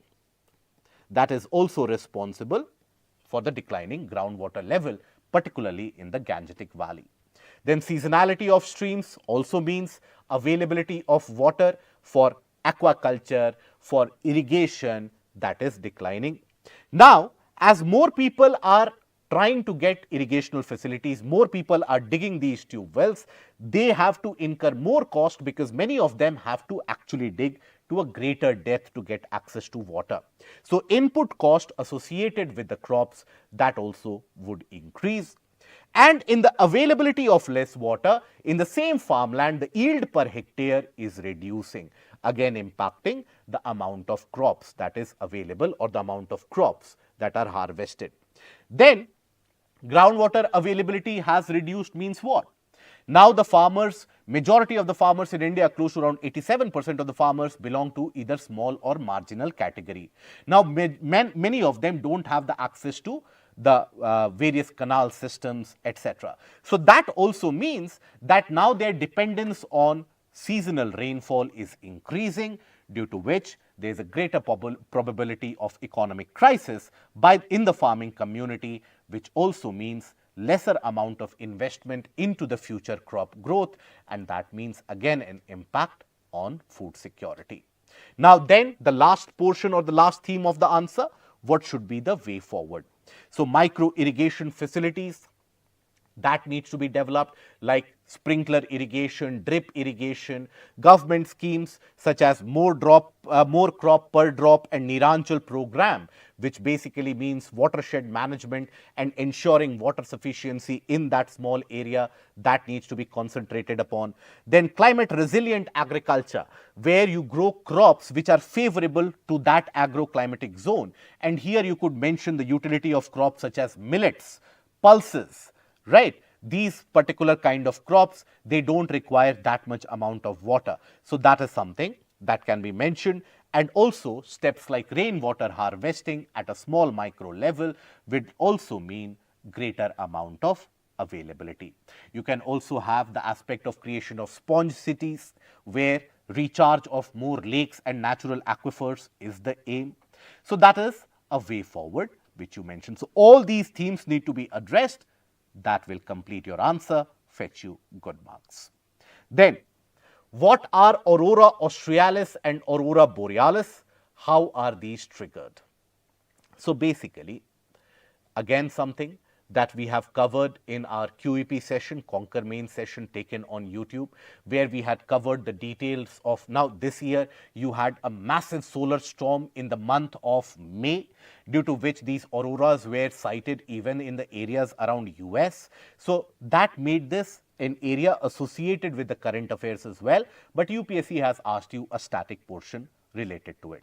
So how are these triggered? While most of the students would be very comfortable in understanding what are these auroras, auroras are basically streams of light created in the night sky in the higher latitudes of northern and southern hemisphere, also known as northern and the southern lights. Aurora australis is the southern light, Aurora borealis is the northern light.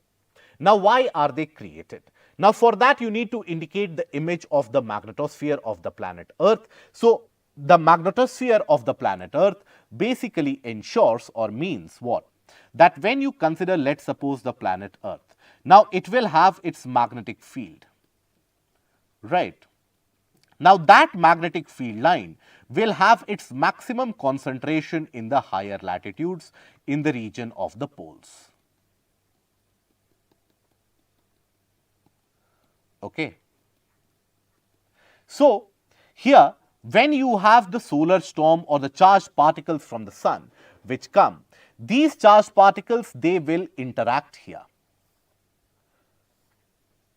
So, as a consequence, when they interact with the atmosphere at a very high altitude in the higher latitudes, what happens? These charged particles from the sun, they interact with oxygen and nitrogen, where the oxygen and nitrogen molecules, they get energized. As a consequence of that, as the atom gets energized, the electrons leave the atoms. And eventually, when the energy level then reduces, the electrons return to the atom. When the electrons return to the atom, again energy is released in the form of light. Depending upon whether it is oxygen or nitrogen, different hues of patterns are created. So, that is the aspect of how are these triggered. Now, then you also have to mention the impact, because it is a 250-word answer, the impact on the GPS services, the impact on communication services, the impact on the infrastructure, power infrastructure, communication lines, everything, electronic devices, that gets impacted due to these auroras. Okay? That is what is required to be explained. Then the last question, what is a twister? Why are the majority of twisters observed in areas around the Gulf of Mexico? So, twister here represents the phenomena of tornadoes. Now, what are these tornadoes?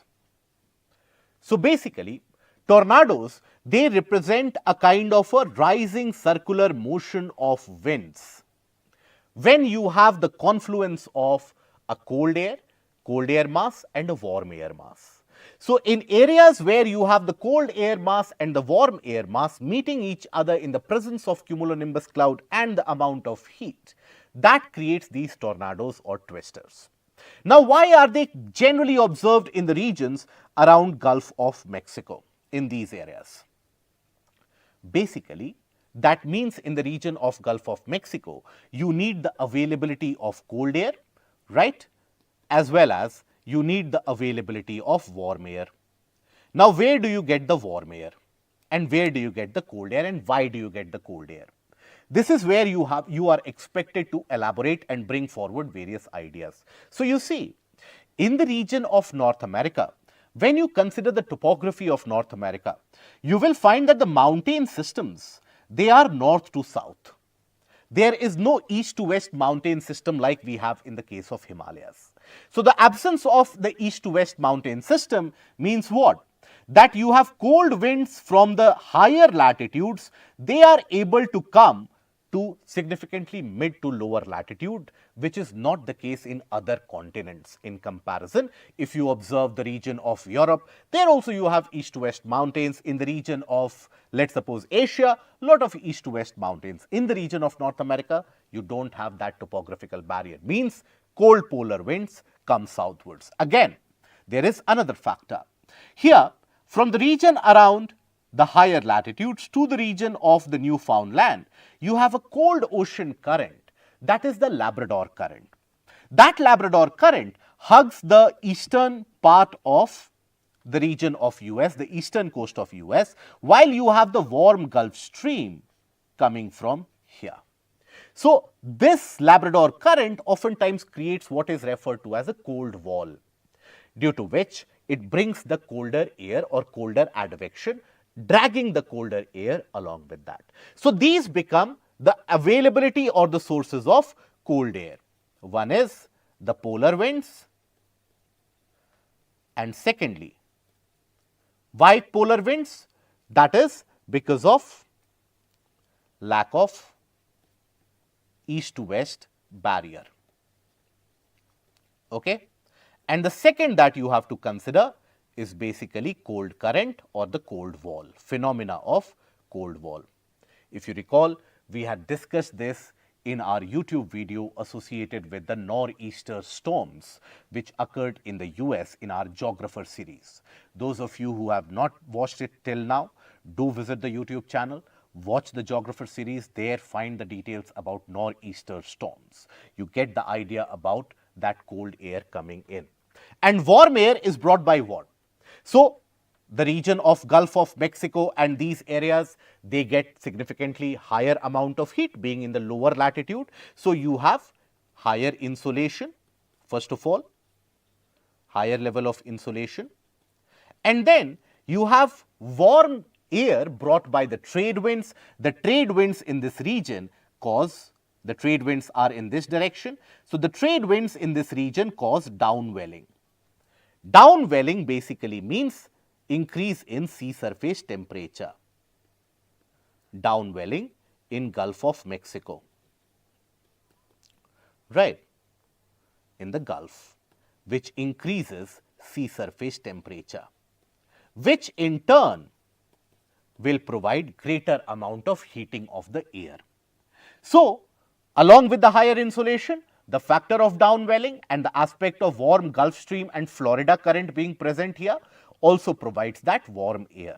So, you have the combination of this warm air, and that is associated, and the moisture present in the region of this Gulf of Mexico is associated with the formation of these dense cumulonimbus clouds. So, that is where you have the ideal combination of the dense cumulonimbus cloud, the presence of moisture in the region of Gulf of Mexico, the advent of the cold air and the warm air, that creates a vertical rise of the warm air around the regions where there is significant heating due to that low pressure created, and due to that low pressure, that twisters or tornadoes get created. So, that is what you needed to mention along with the diagrammatic detail. The varieties or the different points, for example, the topographical barrier, the cold wall associated with the ocean current. So, this is a phenomena where you mention both climatological and oceanographic impact, and as well as the geomorphic impact. Your ability to interrelate the three major units of physical geography would ensure how comprehensive answer you would have written. Okay? So, this answer again, or this question again being conceptual, falls in the trend of the questions being asked this year, which is largely conceptual. Overall, if I have to rate the paper, it would be easy to moderate depending upon how you have prepared. If you have prepared well, if you have attended the lectures well, then this would definitely be categorized into the easy level and you would have no difficulty in answering the question.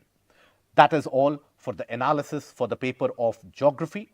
I hope you have understood not only how to write the answer, but what to write, and also the trend of questions. So, the questions are framed, the topics are picked from current affairs, and a static question is asked associated with that. I hope this analysis has added to your information set and has helped you understand the questions. If you have liked the session, don't forget to click on the like, share and the subscribe button. And now, I'll hand it over to Astha ma'am to discuss the questions which have come from the portion of society. Thank you.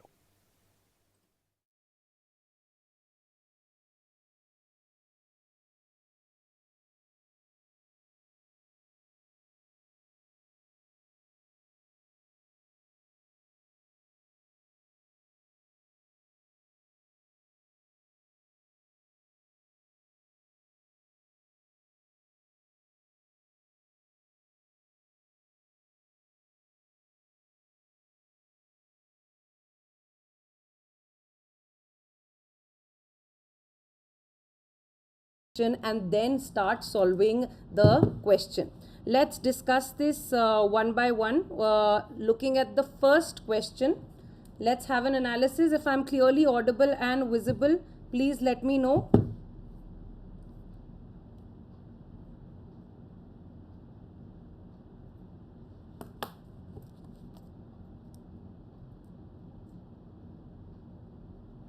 If I'm clearly audible and visible, all right, let's begin.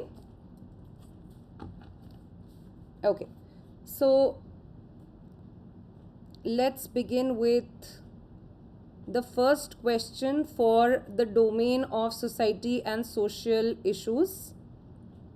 Okay, so question number 8 is something that we discuss. Now, while I'm discussing the question, we will talk about what was the question trend in terms of also the difficulty levels. Why did the question particularly come up? And what is the demand of the question per se? Clear? So the first question being, distinguish between gender equality, gender equity, and women's empowerment. There are 3 terms that are clearly given. What they need you to do is differentiate between those terms. The examiner wants to particularly know if you know the differences between these terms, which are often used in an interchangeable format. Yes. Now, are these terms, why is this question appearing? Are these terms a part of our syllabus? The question is yes. How? In GS paper 1, women's empowerment is directly written, issues related to women, and also in GS paper 2, there is a section on vulnerable sections, and a subtopic of social justice is also gender related equity concerns. So what are the schemes for women? What have been the policies specifically for women? So on and so forth. This also becomes particularly important because this year was particularly a lot of reports, specifically the World Economic Forum's gender gap index, as well as a lot of concerns about the equity or equality when it comes to labor force participation rate, was doing the rounds, was in the editorials more often than not. Also, this year was important because of the constitutional amendment promising 1/3 of reservation for women in the Lok Sabha and the Legislative Assembly was also a part in the news. So because of those concerns, it became very important and in fact predictable that issues relating to gender equity or why gender participation or gender concerns, please look at the second part of the statement, then I will begin. Why are gender concerns, why are they to be taken into account when it comes to planning or policy implementation? One part of the second part of the question is also why we need more and more women's political participation per se. All right, so let's begin. So we've understood the demand of the question or why the question particularly came up. We had also done this in our QEP sections when we spoke about what are the constitutional provisions which are related to or which are specifically enshrined in the constitution for ensuring gender justice or gender equity. Okay, we had also referred to the updates when it comes to the reservation for women, which was also in the news. Now, when we talk about the 3 terms, why are they different? Gender equality would simply, any kind of equality would simply mean same type of treatment when it comes to opportunities, when it comes to resources, when it comes to rights, decision making, etc. Basically, 2 people, irrespective of their gender, will be treated equally. For example, how we also have in our DPSP that we must ensure equal pay for equal work regardless of gender. Yes, so that means treating 2 people irrespective of their gender identity equally, not taking into consideration their historical background, not taking into consideration their present day challenges, and not taking into consideration their differences. It just means treating 2 individuals equally irrespective of gender. Gender equity is a more nuanced or a pathway to ensure gender equality. How do we say that? This is also in the same alignment as what the Constitution had envisioned. How we have equality before the law versus equal protection of the law. That means like to be treated alike and those sections that are different, that have different set of challenges, have to be given, and it is fair for them to be given certain amount of special treatment. And that is why we also have the vulnerable sections in GS2. Okay, so that is why gender equity will ensure concerns. Gender equality will be same treatment, while gender equity will ensure special treatment if need be. On what accounts? Special treatment can be on accounts of different needs, on account of different challenges. For example, we have seen that a lot of women face a lot of challenges when it comes to equal participation in the workforce, because of issues such as safety, which is a big problem that they are facing, because of issues such as glass ceiling, because of issues such as sexual harassment of workplace, which is why, to get them at parity with the other sections, to give them a level playing field where their disadvantages can be countered, for that we need special treatment to bring about equity in treatment. Which is why you have the Prevention of Sexual Harassment Act, which is why you have so many schemes in order to enhance the participation of women in the workplace by giving them a lot of, and especially even for gender equity, you can think about the extra double burden faced by a woman when it comes to the domestic responsibilities. A lot of reports have spoken about the time that is invested by women in domestic responsibilities for domestic chores is way more, in fact more than double than that of men. So when they are facing, when their reality per se, which is maybe decided by the society, maybe influenced by patriarchal notions, that reality has to be in a way countered, or there has to be something done, knowing that this is the discrimination that they face. So we need to, they are not at a level playing field, we need to have certain schemes, certain laws, certain reservations in order to bring them at par with the other sections. So that is what we mean by bringing about equity. So can we say equity is the path? Equity. So interventions in equity are required to bring about equality. That statement will be correct. Women's empowerment, simply empowerment for any section could be enhancing their choices, enhancing their capabilities, giving them the autonomy of decision making.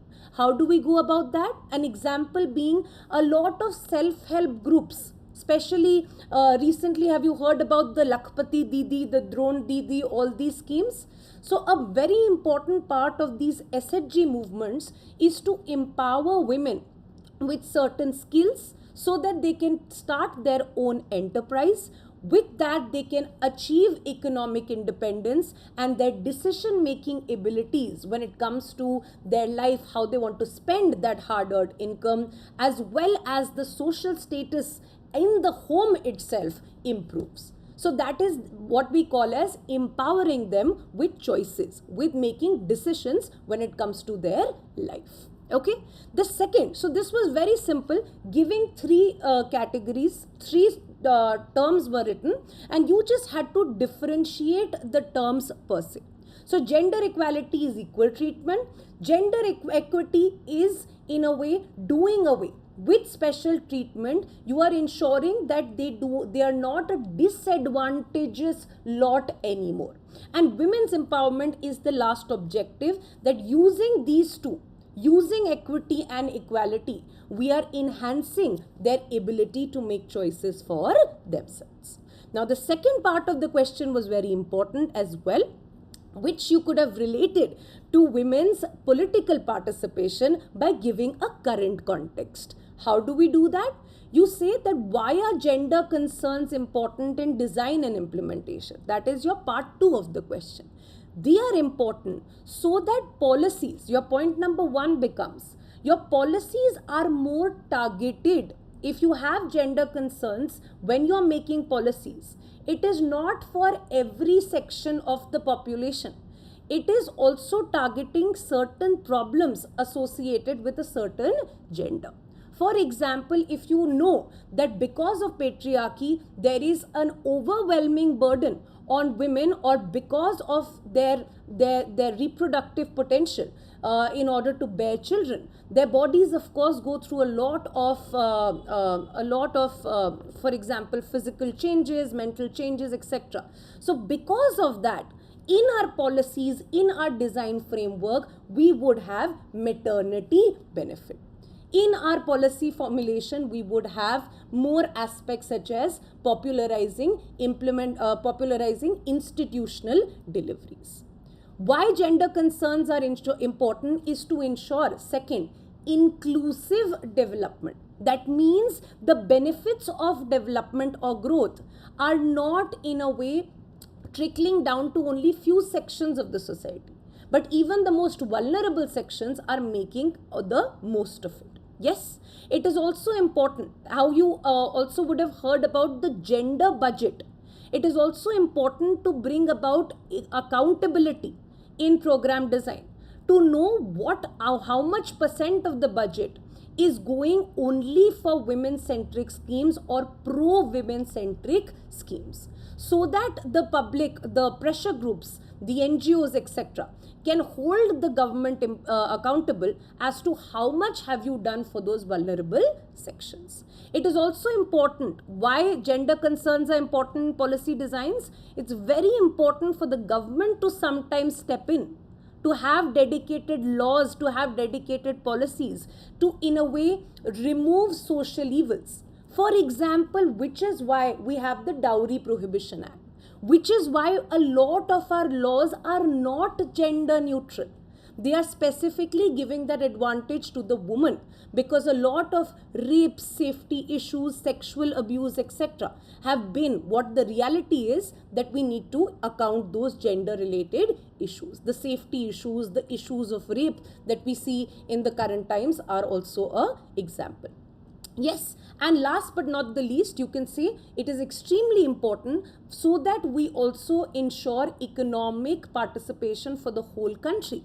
If women, which almost account for 50% of the population, if their specific labor force participation is not enhanced by giving them specific benefits such as creche facilities, such as flexible working hours, etc., then we could have a major dent in reaping our full demographic potential.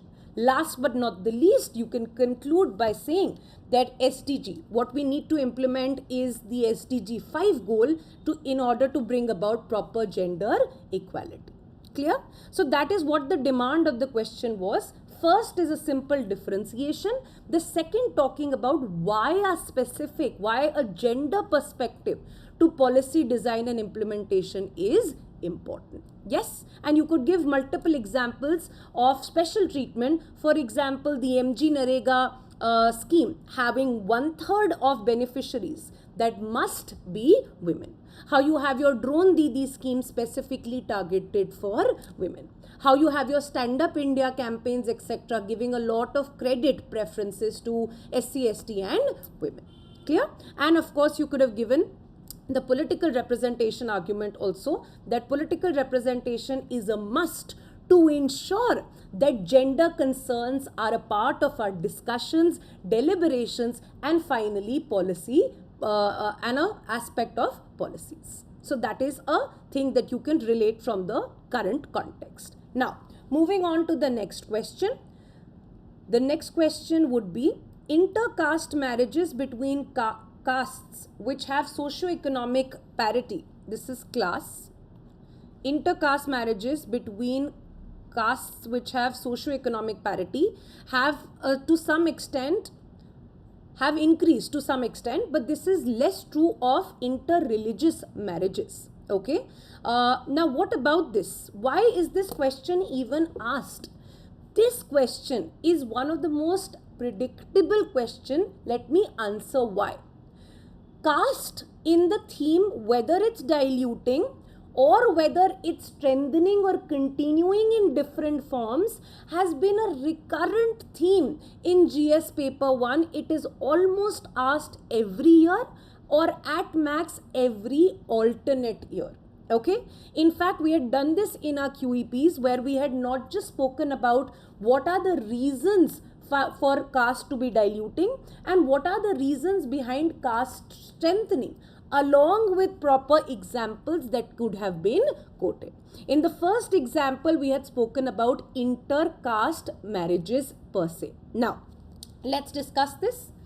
When we're talking about this, the first question is asking you two things. The first thing is that whether, when you're asking about a discussion, then you could probably quote the National Family Health Survey data in your introductions, and you could have possibly said that yes, there is a little increase in the inter-caste marriages per se when it comes to a common class background. So there are three things here. There are three things that we are analyzing here. Please have a look at this. One is caste, one is class, and one is religion.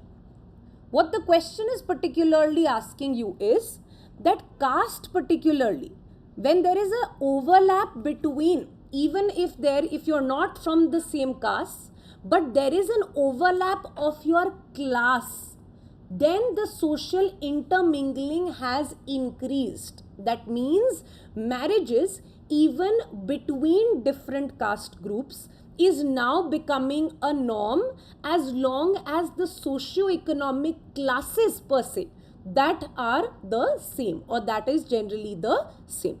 Versus religion. When it comes to religion, inter-religious or interfaith marriages are still not preferred in the Indian society. That is what they want you to discuss. Now, the first part can be a discussion, or first part of your question can be aligned with the statement given that yes, we see an increase in acceptance and a rejection of the traditional practices such as endogamy, which in a way ensure that castes marry within themselves. Yes, so the first thing that you can say is that yes, there are certain changes or acceptance that is happening according to the National Family Health Survey. You can say the inter-caste marriages account for 5% and almost account for 10% in urban areas.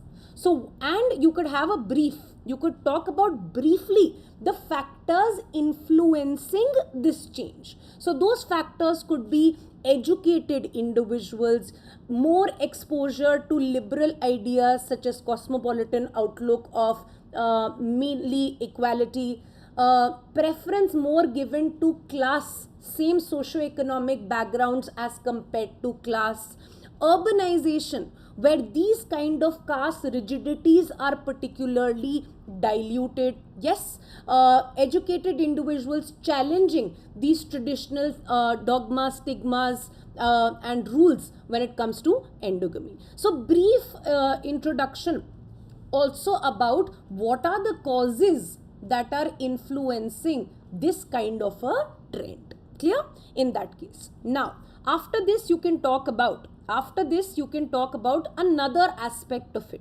and you can say, you can also deny. So one part of it is you are accepting that yes, some kind of an acceptance is when it comes to intercaste marriages, because class is becoming the more important grouping as compared to caste. Yes. Then second, you can talk about, the second part of the question can also be you particularly denying it. How can you deny it? You can deny it by saying that this figure that you're talking about, 5 to 10%, is a very small figure per se. And you can say that we cannot completely ignore the other issues that are also still ensuring that inter-caste marriages are not happening. For example, have you heard about more often than not the instances when it comes to honor killings, when it comes to khap panchayats, the social backlash when it comes to inter-caste marriages? Yes, so that is something that we can talk about in the second context. The honor killings, the issues related to khap panchayats, so on and so forth. And therefore you can say that inter-caste marriages are still not forming the majority of marriages in India. Again, you can give a more detailed point and say that inter-caste marriages, there is also a difference that inter-caste marriages are more so within the two upper castes per se. But the instances of inter-caste marriages between apparently the higher caste and the lowest class is still a rare occurrence. So that is another argument that you can particularly provide. And you can also say that it varies from region to region. For example, there might be a dilution in caste-related identities in rural areas, in urban areas, but in rural areas, this kind of a trend of same caste marriages or endogamous marriages are still the norm. You can also talk about regional development. So those states where there is more regional development, okay, for example, states such as Maharashtra, Kerala, so on and so forth, which have also seen earlier socio-caste related movements such as the untouchability, the Periyar movement, etc. In those, you can say, in those areas, the inter-caste marriages are more as compared to the northern belt, which is particularly still because of less development, less educated. In the Bimaru states, less exposure to education, urbanization, etc. is still hindering that trend. Then you give an analysis when it comes to religion. That what when it comes to religion, we see the interfaith marriages are still an issue in India. And you will say why? Because even though maybe caste identities are diluting, but religious identities still form a very important part of how the person associates or identifies themselves. There is also a major history of communal clashes, and therefore this kind of deters the interfaith marriages from occurring. You can also give the examples of a lot of backlash from conservative sections. For example, the controversy related to love jihad, where a lot of conservative sections in a way oppose the kind of, and they say that marriage is in a way taking place and the main agenda would be maybe to forcefully convert. So these kind of controversies also increase the communal tensions in a society, and therefore religious marriages or inter-religious marriages are still a rarity in the country. Yes, and your last statement could be a comparison between the two. That yes, with socio-economic development, with urbanization, and with modern times, class is becoming more important, but it is still restricted to a few areas. Caste identities as well as religious identities are still very prominent. Clear? Now, next question. In dealing with socio-economic issues of development, what kind of collaboration between government, NGOs and private sector, okay, would be most productive? Okay, let's discuss this. Now, it's a beautiful question. Please understand, and we say this often, this analysis is not just for students who have appeared in the mains this year. This analysis is in fact an insight into how you should be preparing if you are writing the exam in 2025. It will allow you to understand that GS 1, 2, 3, 4 are papers, but they do not, UPSC does not particularly segregate the questions only in a watertight compartment in those papers. For example, civil society organizations, NGOs, SHGs, etc. is a topic of GS paper 2, and now it is asked in GS paper 1. So what you need to do is, when you're talking about development as a topic, you need to discuss that or do that holistically, taking GS paper 1 as well as taking GS paper 2.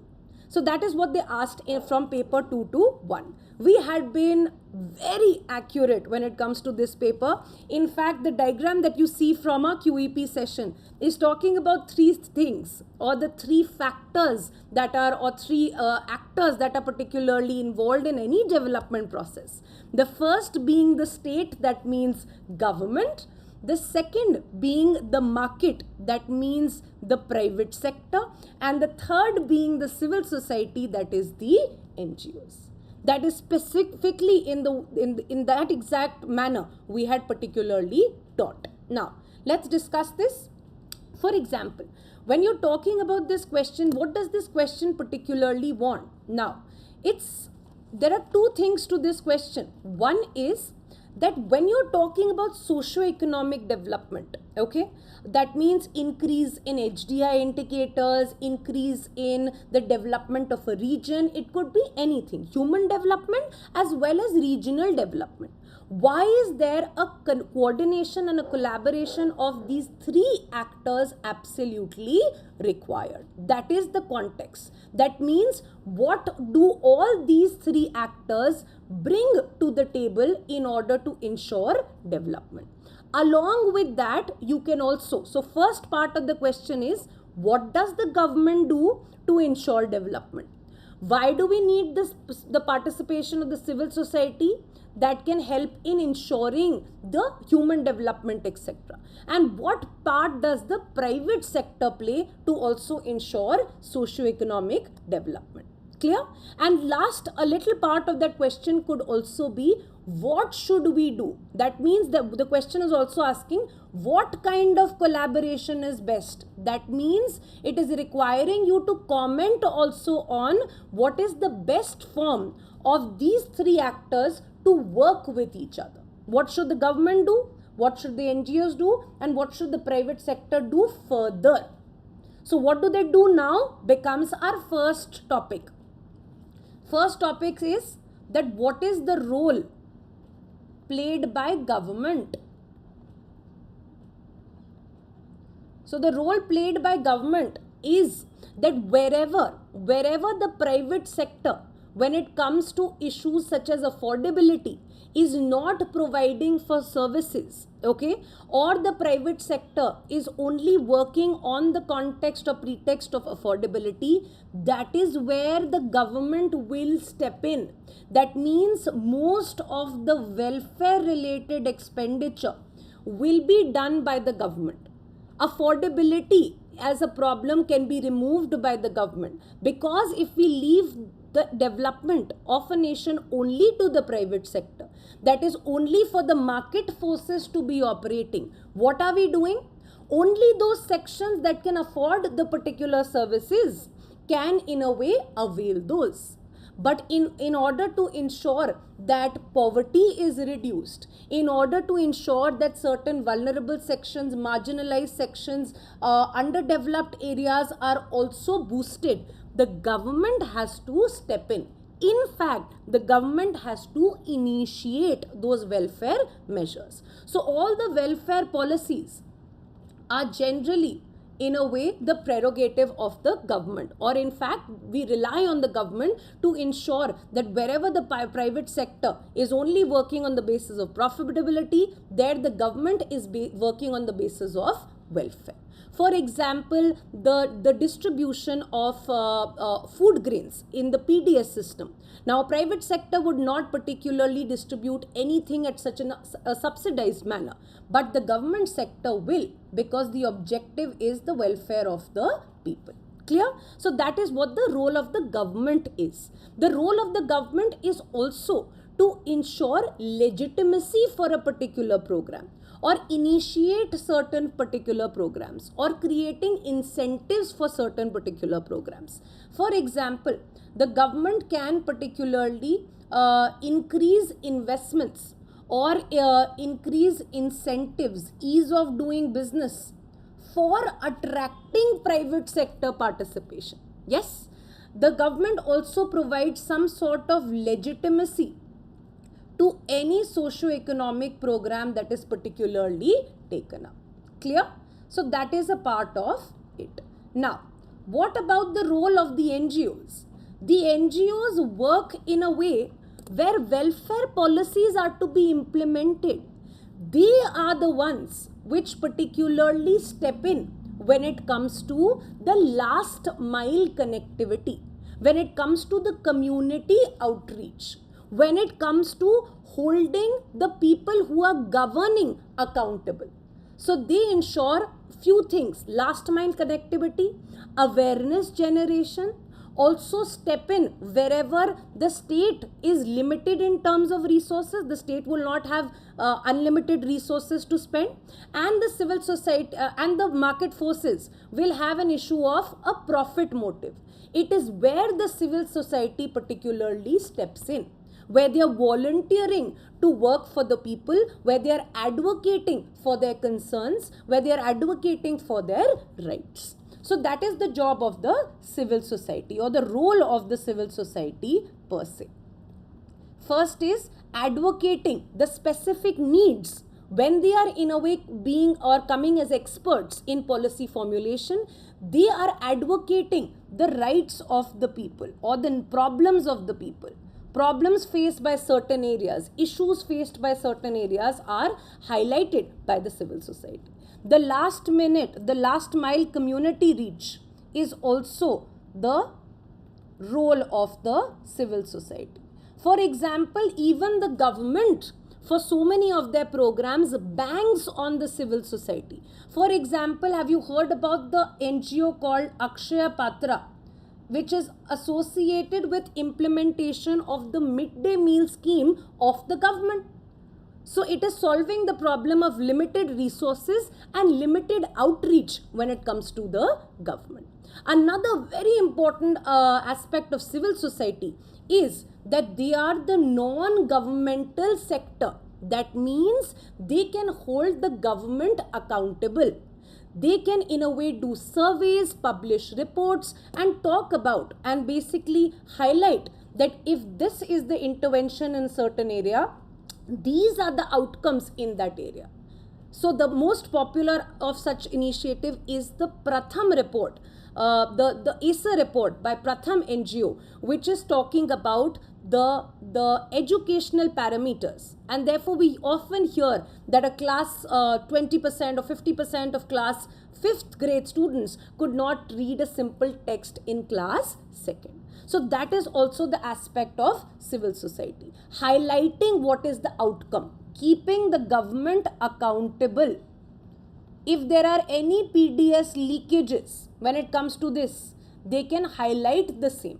They can say for socio-economic development or HDI related development, we have the ACER report. How is education being treated? If any kind of right to education that we have particularly implemented, what is the effect of it? Is quality a problem? Is quantity a problem? So that is the aspect of it. So that is where the civil society is talking about. Now, third is, why do we need the private sector? We need the private sector is because the resources for both the civil society and government are limited. The private sector brings with it a lot of funding, a lot of proposals of PPP that you would read in GS3. For example, any highway related construction, any highway related or infrastructure construction is required for any development of a region. For that as well, the government can in a way get into a PPP, public-private partnership, and therefore will not have to bear the entire burden when it comes to an infrastructural project. Of course, it happens with a lot of models where the private sector is given a lot of, for instance, allowance to take the revenues from the tolls for some time, so on and so forth. But of course, they bring about funding. The second important aspect that the private sector brings with itself is the area of expertise. That means if a biometric that is designed by a private sector can be used in implementation of government schemes, what can it do? It can bring about a reduction in the corruption practices. It can bring about a reduction in the problem of ghost beneficiaries. So it does bring with itself a lot of expertise. A lot of expertise when it comes to new technologies that can be used per se. Clear? Another example of this is also the CSR activities, etc. can also be encouraged with the same. Private sector can also in a way bring about changes in the quality or the competitiveness of available items in a particular society, and therefore competitiveness also always generally leads to an increase in quality and reduction in inflation rates. Now, the last segment of this question was, what should be the mode of collaboration? The mode of collaboration, please look at this statement. What kind of collaboration would be the most productive? That means, what should the government do? The government should create an enabling atmosphere. The government should create an enabling atmosphere for the civil society organizations to thrive when it comes to regulatory. The government should provide incentives to the private sector in order to take up activities in regionally underdeveloped regions. For example, in a region where there is no industry, where there are no jobs, the private sector can be given certain tax related incentives and rebates for starting a particular plant there. The government can, in a way, ensure the collaboration in something very important. This was also part of the budget. All skilling related initiatives, where the government is incentivizing by paying a first part of the wages for increasing formal employment, which will in fact lead to socio-economic development. Yes, so that is the part of the government, to create a conducive environment, to increase the ease of doing business, to enable the civil society organizations to thrive, to ensure a good regulatory mechanism, so on and so forth. The civil society organizations must increase their outreach, must include a lot of individuals from the area itself in their decision making. The aid that is given by them should also not be one-sided. It should take into consideration the agency of the people. So make them more participative can be one suggestion. Clear? And the last part of it is, what should the private sector do? The private sector must ensure a lot of participation when it comes to PPP, and the private sector also can take up projects which are relating to compassionate capitalism, which are relating to social entrepreneurship. So businesses, but a very good socio-economic impact for the society. So that can be a way forward on what should be the kind of collaboration as well. Clear? Now, next. In dealing with socio-economic, next question. Now, what is regional disparity? How does it differ? How does it differ from diversity? How serious is the issue of regional disparity in India? Now, we've done this question in our QEP sessions. In fact, I had made a proper map on what are the challenges related to regionalism, which are on account of regional disparity as well. Okay, for example, we'll talk about that, and therefore under the topic in QEP when we had done regionalism, this is a topic which is a subset of the problem of regionalism. Clear? Of the causes of regionalism. Alright. So what is regional disparity? How does it differ from diversity? Now, what does regional diversity means? Diversity simply means differences, different types, varieties. Okay. So regional diversity could mean that some regions are particularly different. They are geographically different. Their mineral content or their economic resources are different. Their climate related factors are different. Their specific economic patterns are different. So that is what we talk about regional diversity. But what do you mean by disparity? Disparity particularly means that some regions are not treated the same way or are not receiving the same kind of benefits that the other regions are particularly receiving. When we talk about the trickle down effect, of the development that India had seen. One of the limitations of this was mainly that most regions which have contributed in fact to the development of India have not in return received the benefits of growth or development in their regions. So we'll talk about that why are there certain regions which are not receiving or which are not responding to any kind of, which are facing. So basically diversity would simply mean differences. So first part of your analysis could be regional diversity could generally mean differences in region. Differences when it comes to a terrain, differences when it comes to climatic factors, differences when it comes to vegetation, differences when it comes to economic resources that are available there, for example, mines, minerals, etc. Differences when it comes to cultural norms and socio-economic parameters. Disparity specifically means that there are certain regions that are particularly facing or they are lagging behind in terms of development outcomes. For example, when you hear about the SDG India Index that is released, SDG India Index, you would hear about some pockets or in a way a lot of states that are not at the same level of development.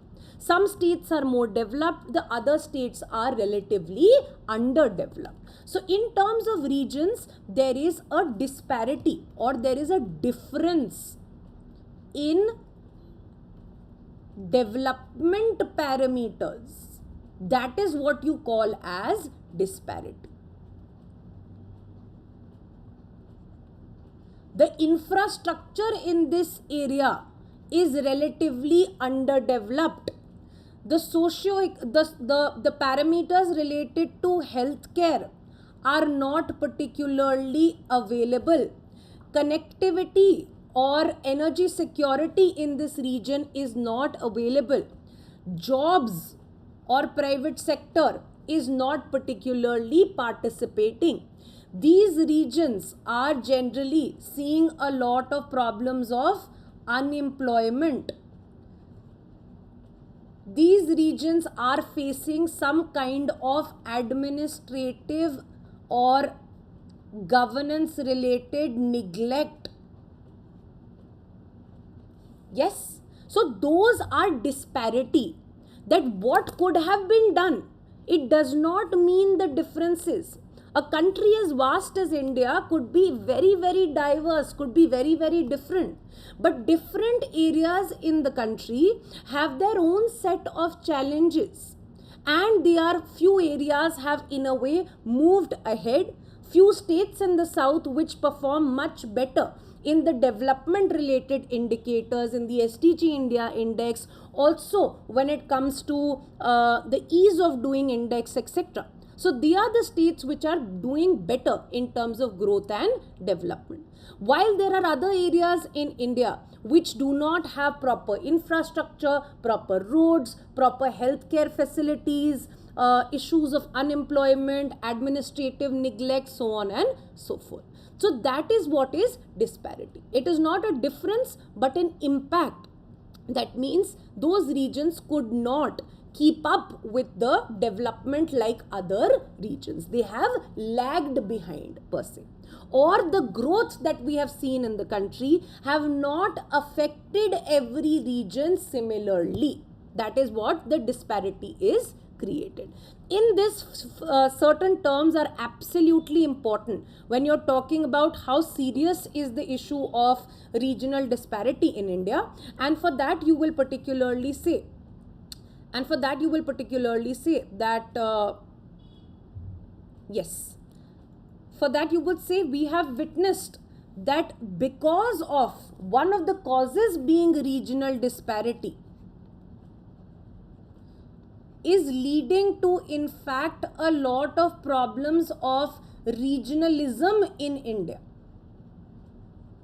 And you will say there is a reason there is a reason why there is an overlap between areas which are significantly underdeveloped, areas such as Jharkhand, Odisha and Chhattisgarh being extremely rich when it comes to minerals. That is owing to their diversity of landforms, diversity of terrain, so on and so forth. But those minerals, those mining activities were particularly helping the entire country. Those areas in fact could not benefit in proportion to how much they had contributed to India's development. Which is why we use a term which we had also used in our QEPs. It is called internal colonialism. Internal colonialism. That certain areas are not benefiting. They are contributing. Their resources are used, but the benefits are not being reaped by those areas. For example, areas such as Jharkhand, areas such as Odisha, Chhattisgarh, so on and so forth. Now do you see the problem? You can go ahead and associate this problem to saying that there is an overlap between these areas which are rich in mineral resources owing to the diversity of landforms and regions in India, yet these are areas which are particularly associated with the red corridor. That means the presence of Naxalism or left-wing extremism. This is how extensive the problem is when it comes to internal security challenges for India. There are other regional disparity. The other kind of regional disparity that you can talk about is associated with the urban and rural divide. Is that not the case? The urban and rural divide, a lot of infrastructure and amenities that are provided in urban areas are not provided in rural areas. In fact, in rural areas, we are still struggling to ensure just a pipe water for every household. A lot of them are located in remote regions where even a assured electricity supply is not possible. So there you can talk about a regional disparity. You can also talk about a certain kind of regional disparity when you're talking about the SDG India Index or another aspect of Niti Aayog, the aspirational districts, that is the most backward districts in India. For example, certain areas within states is something that we can talk about when you're talking about the issue of regional disparity. That means, for example, issues within states, the Marathwada region, the Saurashtra region, particularly facing a lot of issues. And this sometimes becomes, and these kind of issues that are faced when it comes to regional disparity sometimes leads to demands for more autonomy. The neglected northeastern region, administrative apathy, less focus. Now, of course, the focus is more. The northeastern region, you can say, which is why we see, because of the perceived sense of injustice, because of the perceived sense of lack of development in that region. Therefore, it is also matching with northeast insurgency and a lot of problems in that area. So these are the issues that you can talk about when you're answering the question, how serious is the issue of regional disparity in India? Along with that, 2-3 lines will also be appropriate when you are writing about what has the government done, that even though regional disparities exist, but we are trying to move towards an inclusive development. So therefore, there is a lot of focus or dedicated focus on schemes for rural development. There is also a lot of focus on developing underdeveloped regions by promising job opportunities, by ensuring development in those regions. A lot of Northeast connectivity related initiatives have been in a way ensured. A dedicated ministry for the Northeast has also been created, so on and so forth. So this is also a few lines also on what the government has done in order to solve this serious issue of regional disparity, which often takes the form of regionalism, and sometimes this regionalism also takes the form of separatist demands. So you can write about all of this. This question particularly becomes easy and answerable if you have done regionalism, and as a topic under regionalism you have spoken about why there are certain regional economic problems also when it comes to, or human development issues when it comes to the differences in parameters or development of regions. That sometimes becomes the pretext or cause for the development of regional identities, even at the cost of the national identity. Clear? Now, next. The next question is, despite comprehensive policies for equity and social justice, underprivileged sections are not yet getting the full benefits of affirmative actions envisaged by the Constitution. So that is a particular question. Now this is a very interesting question only for the reason that social justice is generally, which is why I wanted to remove this watertight way of studying these topics. Social justice and actions or policies for vulnerable sections is a topic from GS 2, yet it is asked in GS 1. Because social empowerment is also a topic in GS 1. Okay, so this question is particularly similar to a 2019 question where they had asked that even though we have a lot of welfare policies and schemes for the vulnerable sections, yet they are not very effective. Talk about the reasons, talk about why they are not effective. Clear? So this is almost on the same lines of the 2019 question. Now, when you have to talk, and this is from our QEP sessions, when you have to talk about equity and social justice, considering it's a 15-marker question, you must first discuss the concepts or the understanding of social justice. So equity and social justice means there are certain historical injustices or certain disadvantage that is created by society on certain sections of the population, which is why they are marginalized, which is why they are excluded, and which is why they cannot particularly have the same kind of level playing field as others. In order to fix that problem, in order to remove those historical injustices, what we need is to bring about equity. Equity is something similar to the first question that we had discussed. Equity means that they are not similar. They have to be treated differently to get them at par. And therefore, this is what the Constitution. And so first part of the question can be, what is social justice? That means, what is social justice? Social justice particularly means alleviating or removing the historical injustices, the discrimination, the exclusion and marginalization faced by certain sections of the population, which is created because of society. This could include the caste-based discrimination.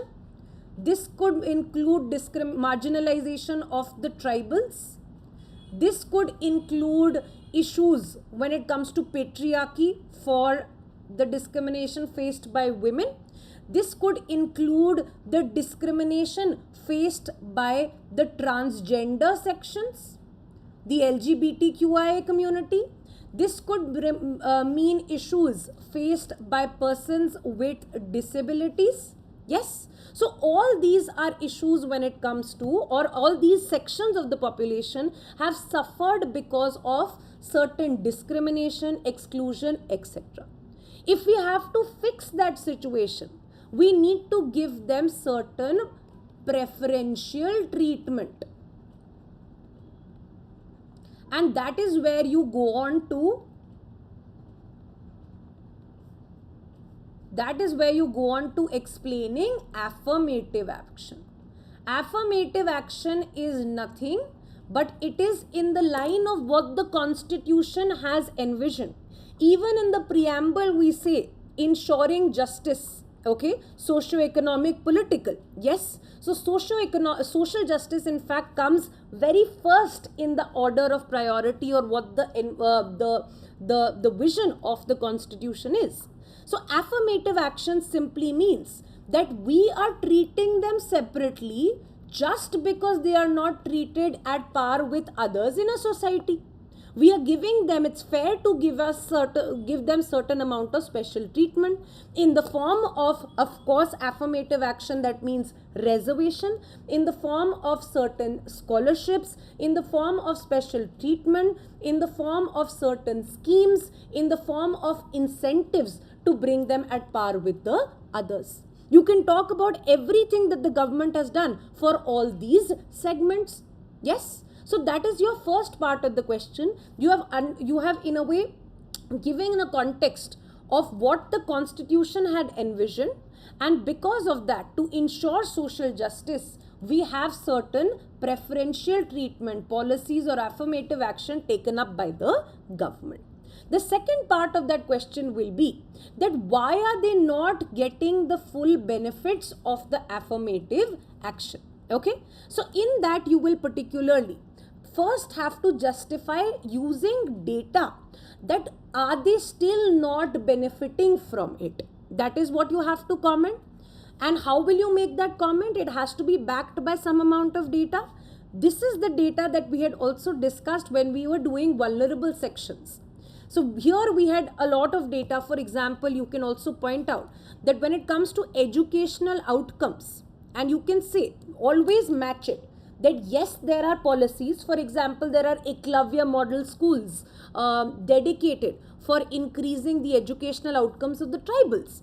Yet we see that when it comes to the higher education, the enrollment of the tribals in higher education institutions is much low. In fact, about 17% or 15%, where the general enrollment is about 28%. So the disparity continues even though there are certain interventions of that kind. The disparity, for example, even though the government, so this is what you are giving a parallel. What are we doing? Yet the problem is continuing. What are we doing? Yet the issue remains.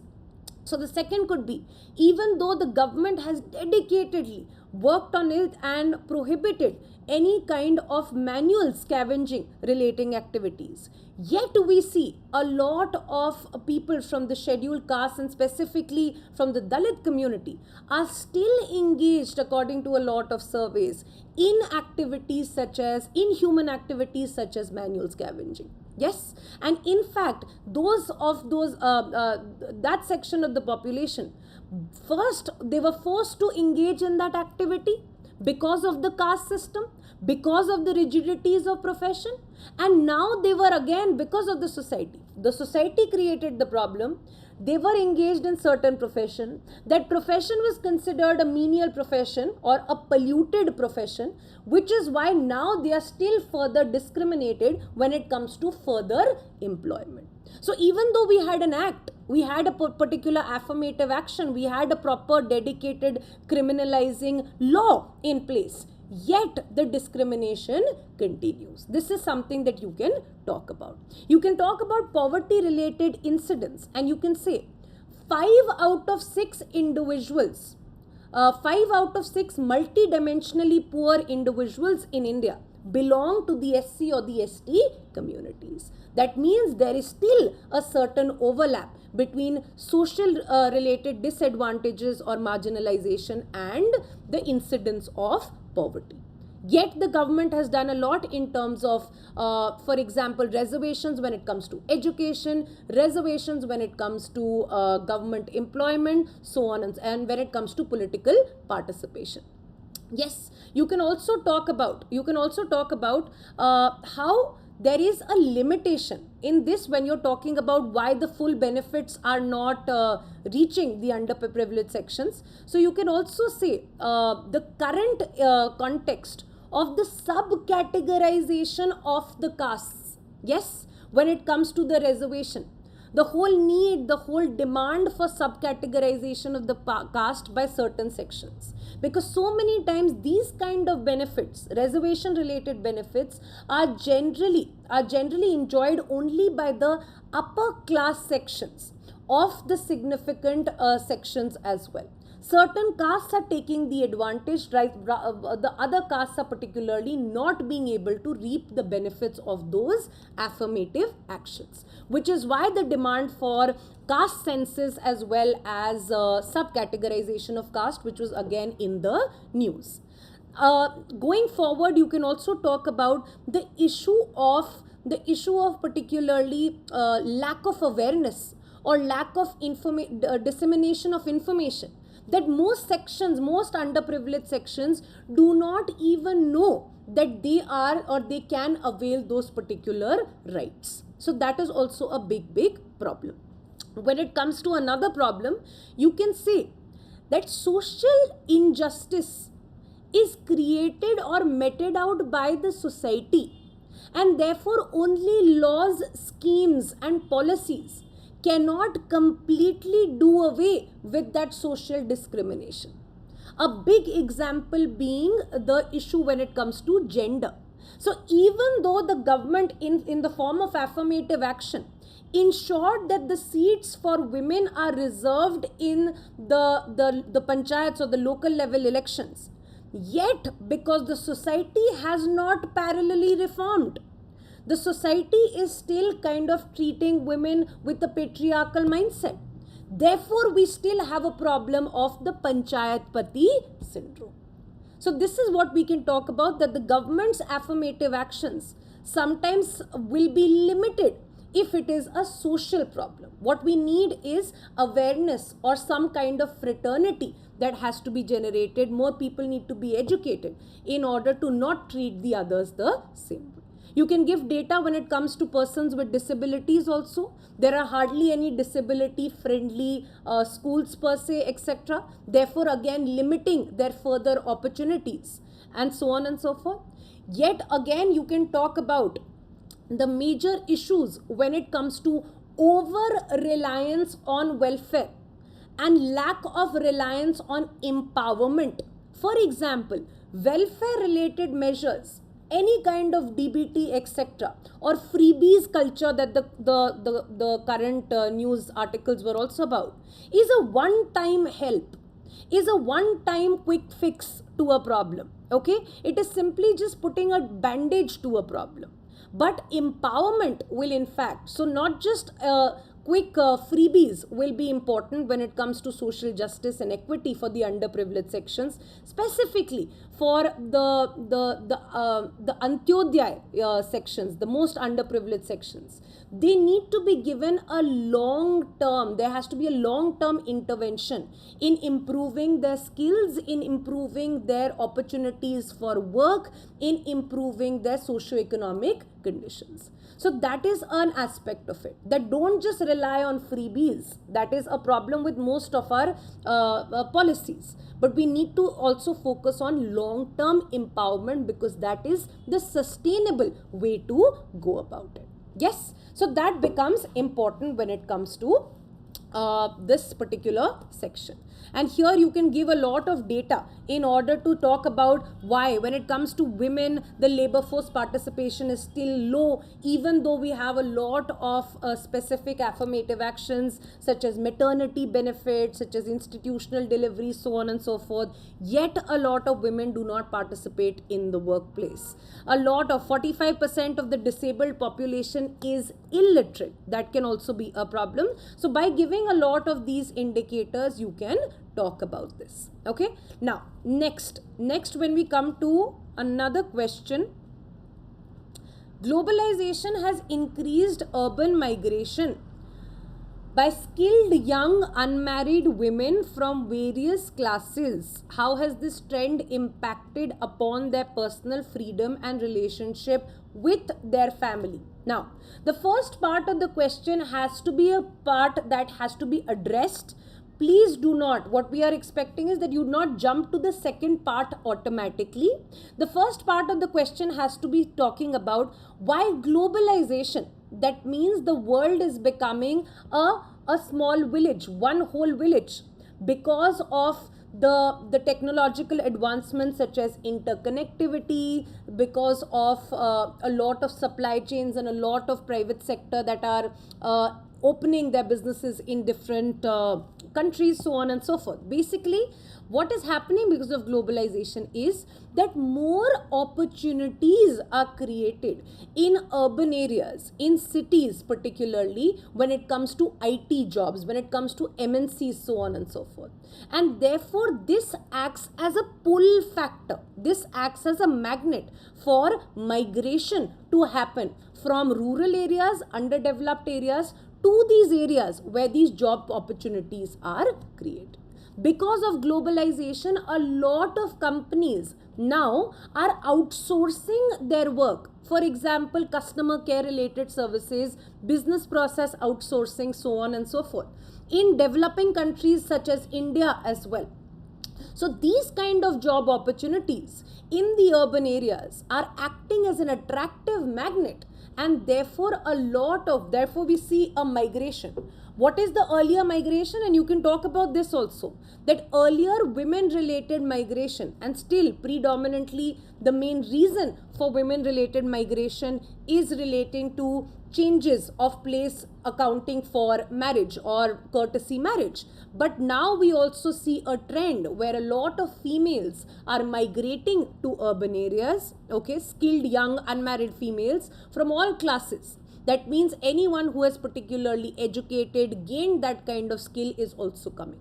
Not just that, you will also talk about different classes. For even the females from the lower classes per se have a lot of opportunities accounting for urbanization. That means a rising prevalence of the demand for gig economy workers in the urban areas as well. Yes? So that is why women from all classes are now coming towards the urban areas owing to globalization. That will be the first part of your question.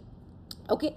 The next part of the question would be, and therefore you can give a lot of examples in this. For example, a NASSCOM report had particularly said that a huge portion of women now account for the IT workforce, almost 40% of the women in cities like Bangalore, in cities like Delhi, in cities like Bombay, so on and so forth. Yes, so you can give this example. You can also give the examples of a lot of women, for example, a lot of nursing staff from the states from the south, for example, Kerala, are now finding employment related opportunities in countries and cities of the Gulf regions. Yes, and that is also a part of it. So when you have given a little bit of analysis of why this kind of a migration is happening, 2-3 examples of what this migration is. One report on IT, one trend when it comes to Gulf workers, so on and so forth. One trend relating to gig economy, that will be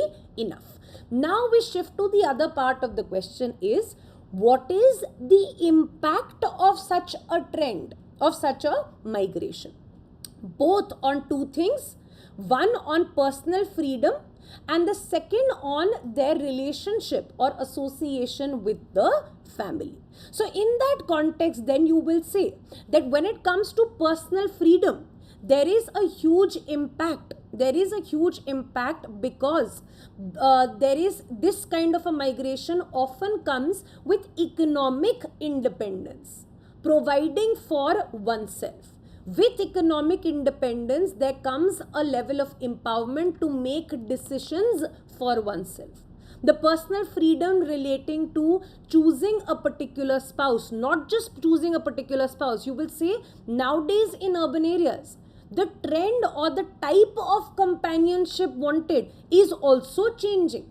Owing to urbanization, owing to economic independence, owing to also globalization related ideas, exposure to these ideas of companionship not equating to marriage.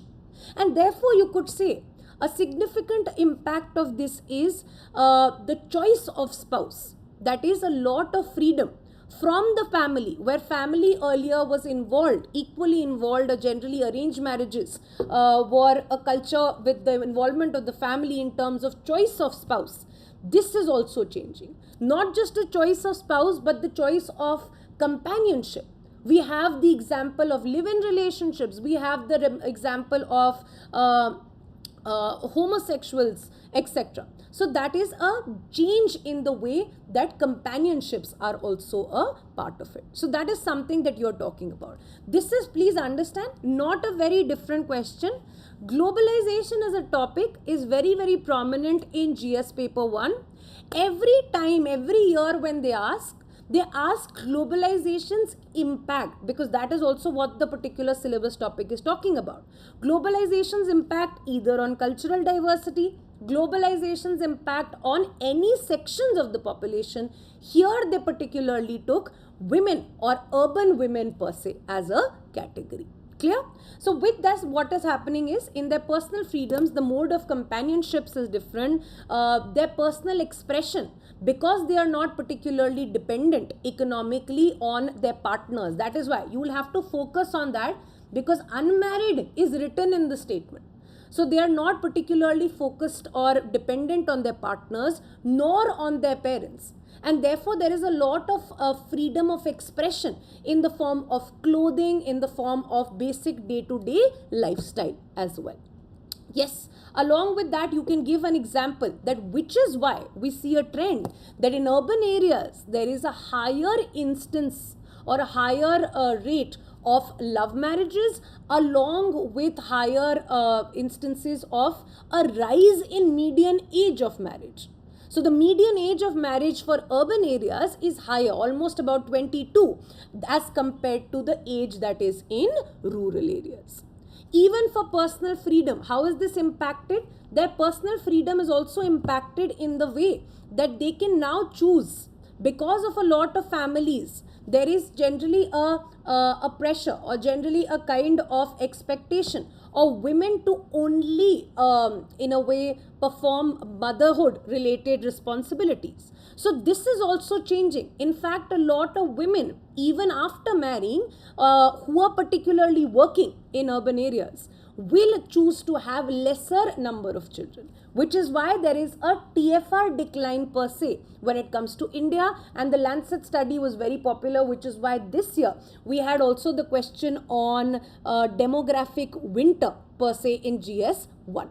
So when you will talk about this in terms of choice of reproduction, or their reproductive freedom is also enhanced as a matter of this. Okay, along with the family, the change is that there is less amount of parental control, there is more amount of autonomy. There is also a certain significant, don't you think the social perception towards the working woman changes?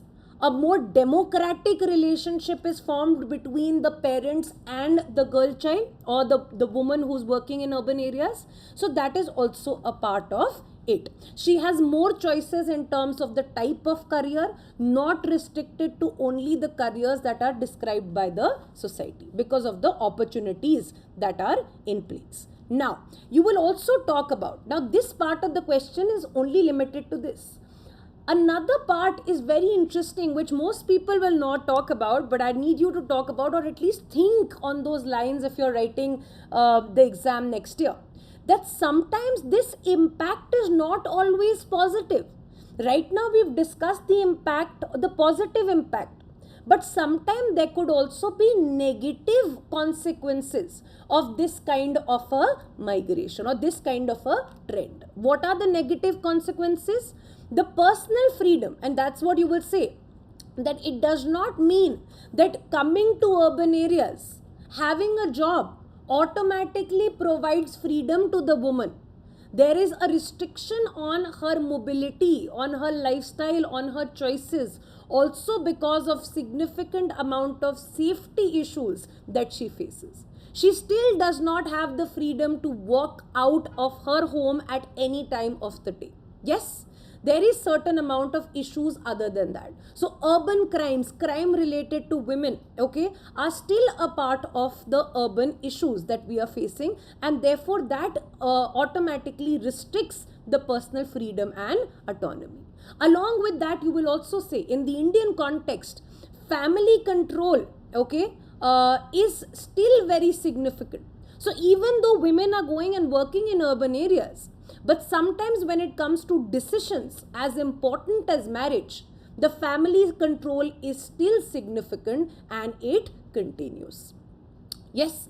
And again, with the last part, you can also say that they also suffer from a lot of issues. For example, it's not easy. It's not easy to be living alone in order to find. There are also a lot of discrimination faced. For example, a lot of women who are unmarried in urban areas, they will face a lot of discrimination when it comes to rental and housing in urban areas. Yes. So there is a lot of problems that is in a way inflicted by the society in terms of issues, discrimination that will again or further restrict, they continue to restrict the personal freedom of the woman per se. Yes. So that is something that you will talk about. And you can say the Indian urban woman per se is still trying to balance tradition as well as modernity.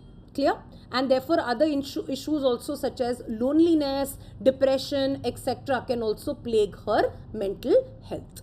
Clear? So that is something. The second part is something which is interesting, where you talk about the challenges or the possible negative consequences, or why it is not always a positive effect per se. Clear? Next. Critically analyze the proposition that there is a high correlation between India's cultural diversities and socio-economic marginalities. Now, I understand that this question was difficult to interpret in the first instance. It is fine if you are facing it. Most people will be facing some kind of difficulty in first understanding this question. It takes a little bit of time to understand this question. Let's understand it in a simple manner. What this question is particularly saying is that is there an overlap between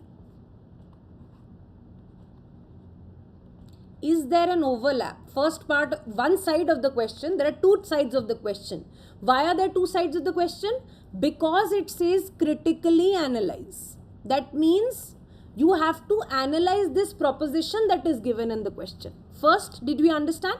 Now, the first part of the question suggests, or the statement suggests, that there is an overlap, that certain sections of the population, because of cultural diversity, India has a diverse population. There are cultural diversities relating to linguistic diversity, religious diversity, caste-based diversity, region-based diversity, so on and so forth. And therefore, this particular statement is saying, is it true? Critically analyze can also be worded in a different way. Is it true that because certain sections of the population, they are different, or they are minorities, particularly in India, which is why they are marginalized, which is why they are socio-economically marginalized? Is there an overlap? Is that certain castes, only because of their diversity, because of their differences, only because of that they suffer a lot of socio-economic disadvantages? Is there a certain religious minority, just owing to its religious minority status, is it suffering certain kind of disadvantages? Is it being socially excluded per se? Yes. If it comes to women, because there is a diversity or a cultural problem of patriarchy, are they being discriminated per se? Yes. So the overlap is asking that because of differences, are the differences creating marginalization? So first part of the question will be you justifying, or you'd be saying, providing data that yes, because of the diversity or the differences, they are also excluded, they are also marginalized. The second part of the statement or the question is also very important, which is where you are countering this statement and you'd say no, just because of differences does not mean that section is marginalized. There are certain sections which are maybe religiously, which are religious minorities, which are certain only different caste related sections, which have seen an upward trend, which have seen certain kind of socio-mobility. And the government has also intervened in order to bring about socio-economic development and ensure that this marginalization does not continue. Of course, when you're critically analyzing, you can agree substantially with one part of the statement and you can still then give certain other arguments as well. So maybe there could be 8 pointers in the overlap argument and there could just be about 3 to 4 or 5 pointers in the negating of the statement or questioning that kind of proposition as well. Clear? So the overlap statement can say, yes, linguistic diversity, cultural diversity, and this is what we had done in our QEP. We had spoken about linguistic diversity. In fact, the problems faced by linguistic diversity along with the steps that the state has taken to accommodate their concern, to accommodate their fears. We had also spoken about tribal diversity, so on and so forth. That was obviously done along with the steps taken. For example, you'd see on the screen, we've spoken about the 5th schedule, the 6th schedule, so on and so forth. Alright. So when we're talking about the overlap, we'll say in terms of linguistic diversity, a part of culture is also language. So diversity based on language. So a lot of linguistic minorities per se are suffering a lot of discrimination. Yes, or their culture is particularly threatened with the incoming population, or they perceive that their culture is under threat because of the change in the demography of a region. A big example being the Bodos particularly, which feel that their areas in Assam will become, or they will become a religious a linguistic minority with the incoming Bengali speaking population. A lot of linguistic minorities do not get the same kind of access to educational institutions. For example, there is a restriction, or sometimes there is not the instruction in the mother tongue, which in a way acts as an obstacle, acts as a barrier for obtaining or availing education. So linguistic minorities face these kind of problems and therefore are considered a marginalized lot, which is why the government, which is why you can say the constitution had particularly spoken about a dedicated special officer for linguistic minorities. There is a proper provision in the constitution that as long as possible, at least in the primary level of education should be delivered in the mother tongue, etc., etc. Yes, so that is why the problem when it comes to linguistic diversities. Also, this could be the example that you could give is the northeastern region. A lot of linguistic minorities in the northeastern region, or the communities which have their own cultural customs, traditions, etc. They feel that they are marginalized. They are not, their socio-economic development has not happened. They have not been educated, they are not at par with others when it comes to employment opportunities. Yes, so in northeastern regions as well, you can talk about linguistic minorities. Now, when it comes to religious minorities, do we not see an overlap? A major overlap was highlighted in the Sachar Committee report, which particularly was on checking the socio-economic parameters or development parameters when it comes to the religious minorities of Muslims. And the Sachar Committee had particularly remarked that the Muslims, when it comes to the religious minority of Muslims, when it comes to socio-economic advancements parameters, HDI related parameters, are significantly lagging behind as compared to the national average. Yes, here you can also talk about, when you talk about cultural diversity, you can talk about diversity related to caste. caste-based diversity in which the scheduled castes or the Dalits per se facing a lot of problems. For example, the socio-economic caste census had remarked that almost 70% of the SCs are particularly engaged in the informal sector or the unorganized sector, owing to a major problem when it comes to the lack of access to credit, etc., that is given to them, the social discrimination and exclusion that is meted out to them, so on and so forth. So with caste, you can talk about those kind of issues that is leading to their marginalization. Forcing to be in certain menial jobs, lack of jobs or formal sector employment, the prevalence of poverty. What is it? These are created by the or a reason because they are different. They are culturally maybe different.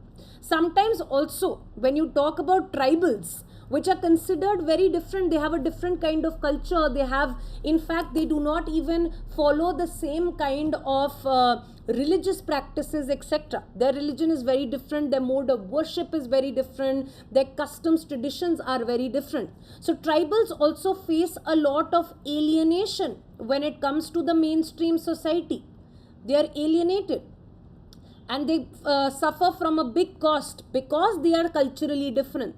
They are not inhabiting the mainstream areas or settled areas like the usual civilizational areas, but a lot of their livelihood, their cultural practices are associated with forests. That has been a part of their culture, depending on forests, depending on collecting minor forest produce, living in the forest per se, worshipping local deities, so on and so forth. Yes, so even with that, when they are alienated from the mainstream society, they are displaced. They have to, in a way, pay a disproportionate price for development. So displacement related issues also lead to a lot of low socio-economic parameters for tribals. What do you mean by the socio-economic marginalities? That a lot of tribals, the PVTG sections, there is a huge incidence of sickle cell anemia. There is the higher incidence of infant mortality rate, maternal mortality rate as compared to the general population. So they are in a way different because they are different, because they are diverse. Therefore, they also suffer from marginalization. The policies that we have designed to cater to the mainstream society is not being able to get them in the same fold. Yes, so that is some aspect of it. Now, the second part of the question that you will particularly discuss is relating to other sections that no, not just differences in culture leads to socio-economic marginalization. Rather, there have been certain communities, certain sections that have displayed significant amount of social upward mobility, even being religious minorities. So you can give the example of Sikhs, that even though they are a religious minority, yet they have been able to establish or they have been able to improve their socio-economic conditions per se. Yes, and they are not, there is not an overlap between diversity and marginalization. Second, you can also talk about caste, that certain castes, in fact, a lot of OBC castes which are considered different or diverse, a lot of these castes in fact have made use of a lot of land reforms, and because of their sheer numbers, and therefore they have become the dominant castes in rural areas. Dominant both in terms of economic parameters as well as in terms of political clout per se. Yes, you can also say that the counter is that the government interventions are particularly significant in making sure that this kind of overlap does not continue. That even though we see a major overlap between diversity or differences and discrimination, but you can also see that the government interventions, for example, giving them a lot of autonomy in the form of the 5th and 6th schedule, the tribal areas, is a government intervention ensuring their culture is particularly preserved, along with them being given the right to determine if certain kind of basic mining related activities can be taken up in those regions or not. Yes, other government examples are relating to welfare schemes for SCs, ST, specific focus on improving or using the saturation approach to developing. So you have the scheduled caste sub-plan, the scheduled tribe sub-plan issues, or schemes such as schemes for PVTG, the Janman Yojana, so on and so forth, you can talk about. So you said that we are in a way, the government is engaging and ensuring that this kind of overlap does not particularly continue. Reservation is also something as an example that you can particularly give. So that is an aspect of this question. I understand this could be a tough question, but that will be tough for all.